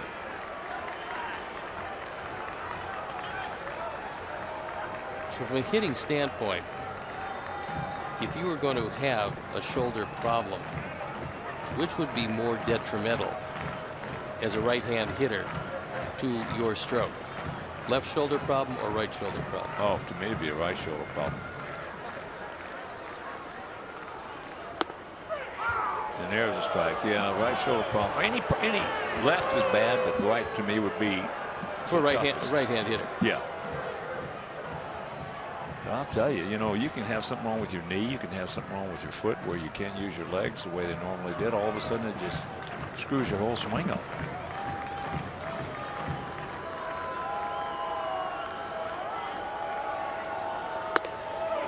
The two most vivid injuries to a hitter.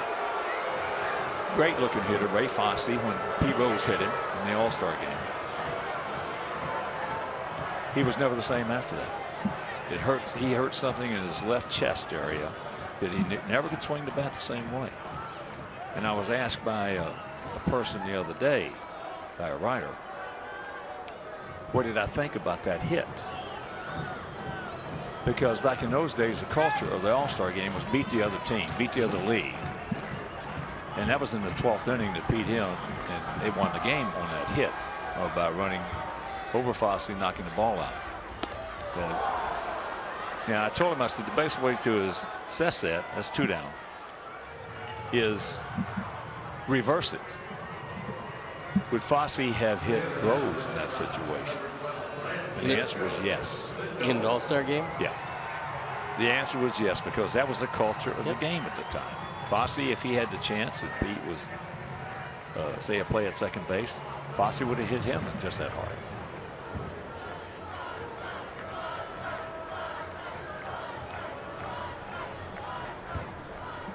Here is Lindor. So the Sox trying to even up their record at 4-4.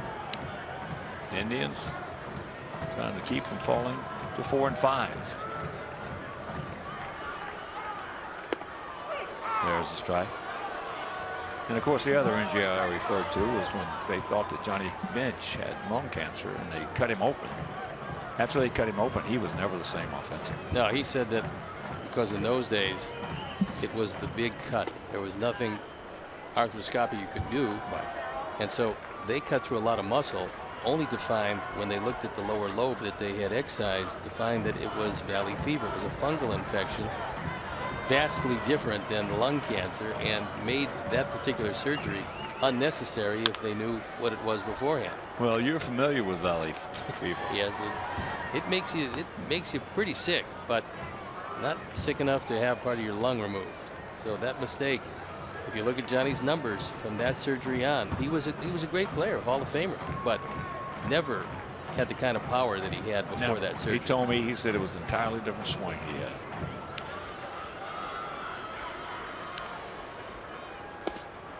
That's down low.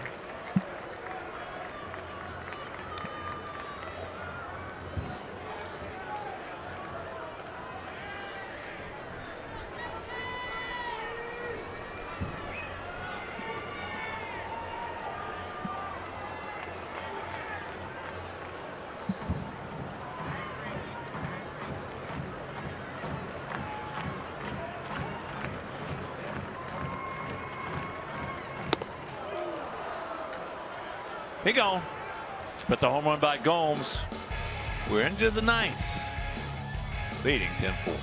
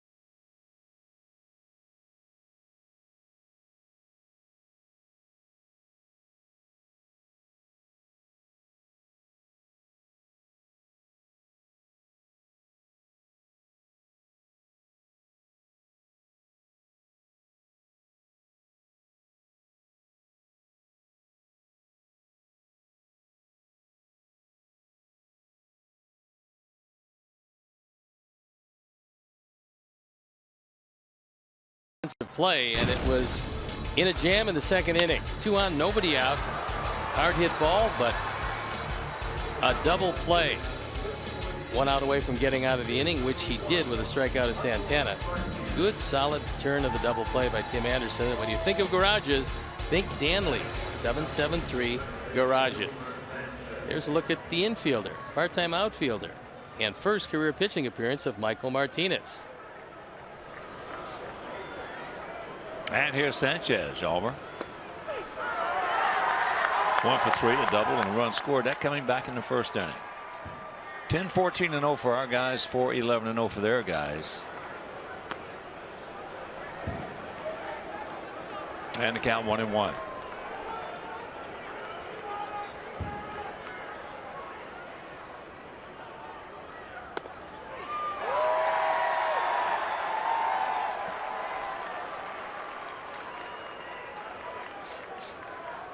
Michael Martinez, who made the last out of last year's World Series.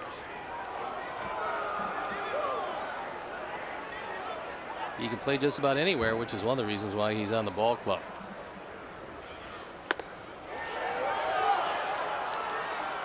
He actually looks pretty comfortable out there. Well, he's picked the side he likes. He's on the extreme first base side of the rubber. So he's obviously been out there a time or two. Ground ball.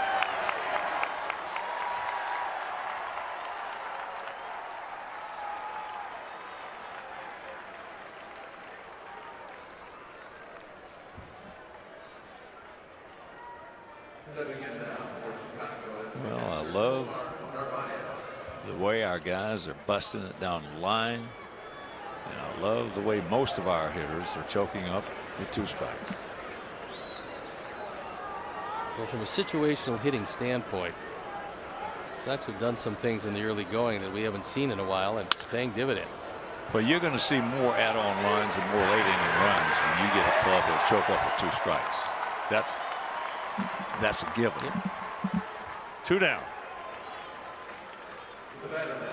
Just make some contact, put the ball in play, pressure the defense. Strike 3, you're not really pressuring anybody, but ground balls, you know, they're not going to field them all. Look at Kansas City for the last 5 years, 6 years.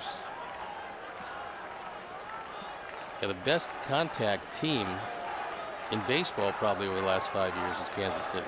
Tough to strike out that good. That ball hit hard, but over his head now. That's 2 that Lonnie has not read very well out there tonight. So that'll be a double.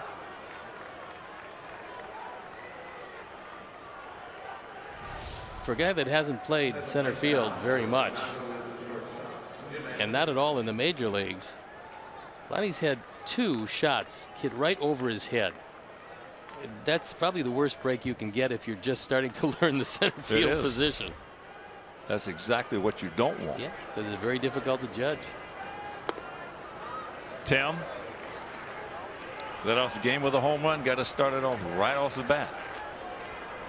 15 hits. Go with those 10 runs.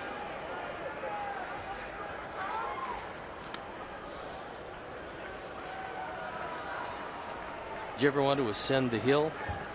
Yeah, I asked a couple of managers, you know, when the game was out of hand, to let me get out there. No.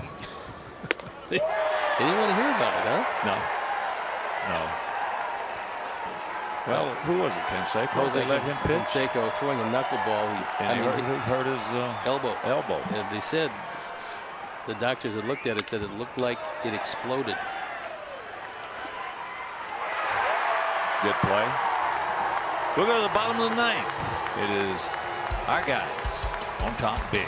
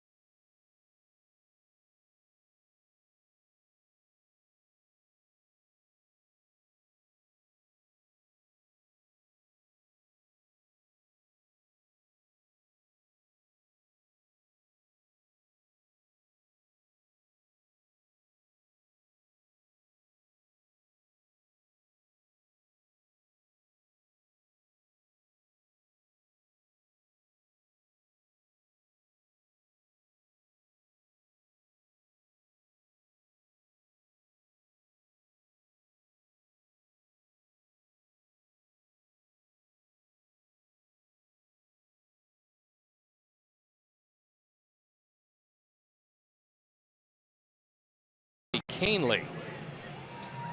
So he inherits a 6-run lead, 3 outs to get. And there you look at the numbers. On for the 4th time. Going 1 record, lost 1 in the 10th here in Cleveland. That was the opener of this series. Coming back, trying to wrap it up and get on the charter to Minneapolis.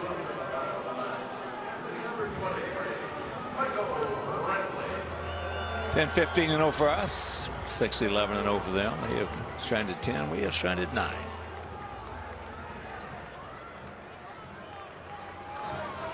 So Canely, who gave up the double to Michael Brantley in the first of this 3-game set. And that one ball game for the Tribe 2-1 in 10 innings. But Canely actually threw the ball very well. We got a couple breaking balls over and hit 100 a couple times.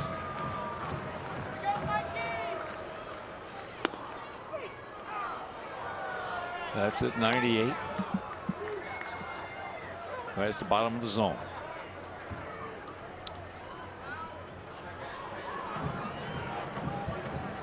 Brantley, that double and that home run.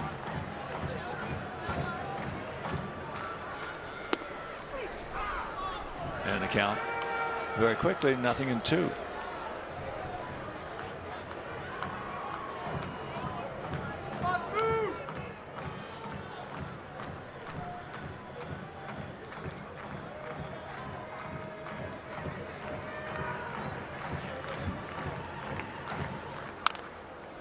Backs it up. That was a defensive swing, thinking that maybe it was too close. Borderline high.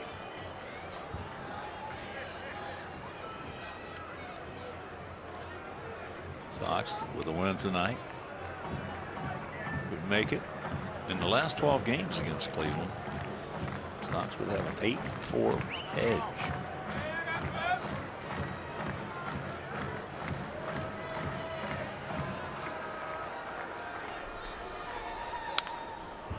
That's why baseball is such a beautiful sport. I love it. I love it more now than I ever have. I'll tell you, it's just, you can take. I was asking Chris Kamka the other night when I was playing with Kansas City when I was a kid, just came up to the big leagues. Yankees were dominant at that time. And he blows him away. That one at 100. So 1 out. And I was asking him what our record was back in 63, 4, and 5. Because we were young. Kansas City did not have a good ball club whatsoever. And the Yankees had Mantle, Maris, Elston, Howard, and all those guys. I was going to say, and the Yankees kept trading Kansas City some of their better players. Exactly. Well, in fact, Finley burned a big bus that busted New York, and he had it burned. But we played them 18 times. 63, and we were 6-12, which is not bad for a bad club against the Yankees. And then we played them in 64, 18 times. We were 6-12. And then we played them 18 times, 65. We were 7-11. So you were getting better. Yeah, that's what I'm saying. Baseball, you got to play them, and you can take last year's defending American League champions, which is they're a heck of a ball club, as Encarnacion can't get it. And yet, counting last year in the last 12, we're 8-4 against them. If we win this one tonight, if we can figure out a way to do that against Kansas City, things will look a whole lot better. The Royals have been very tough the last few years. That's out of play right side. Yeah, we went for a decade there. Prior to that, what you just mentioned, the time frame, and we just killed them. I mean, we just beat them death, and all of a sudden it turns, and here they come. They just kill us. Yeah, they got better and better. They built it through their farm system. A couple of good trades, the Greinke deal that brought them Kane and Escobar, and they built the bullpen. It turned out to be a good one. They built an unbelievable bullpen. He gone. A couple of strikeouts. So we talked about Canely threw the ball well and looked good in that opener here that we lost 2-1.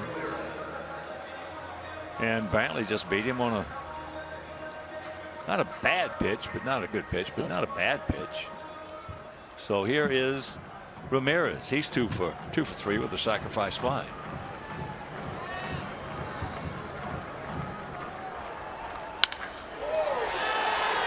I tell you, that little guy can That's a 99-mile-an-hour fastball. He just turns it around. He took it, a piece of cake. He took it right up the middle like it was the eephus pitch, which essentially is a blooper ball. His biggest problem here was Will Little trying to stay out of the way of that rocket up the middle.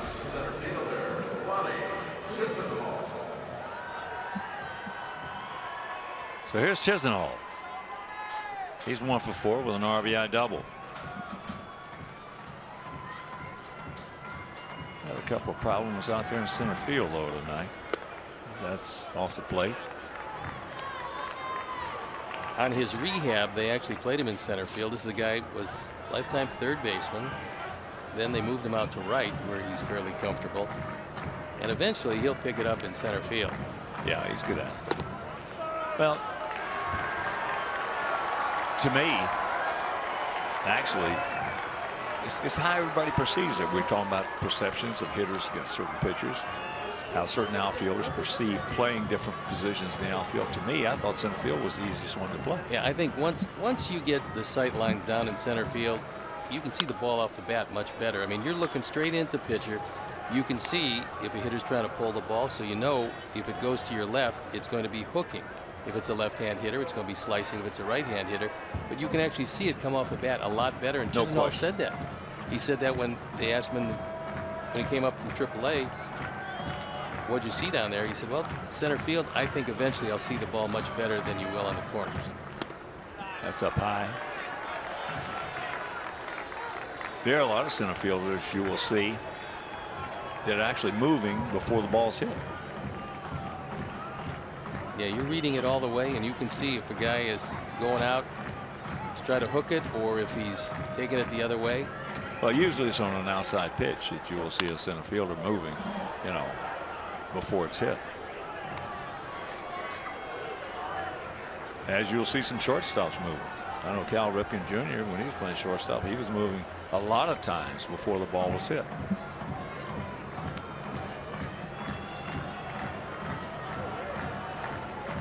Three and 2, 2 out.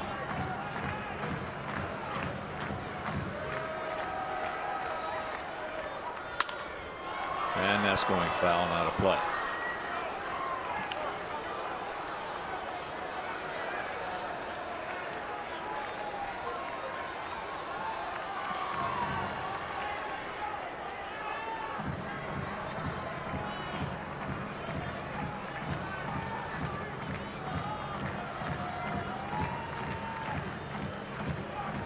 And once again, the payoff. And this ball game is over. So the Sox come in here, lose the opener by a score of 2-1 in 10 innings. Win game 2, 2-1. Win here big 10-4. They take the rubber match, and we'll be back.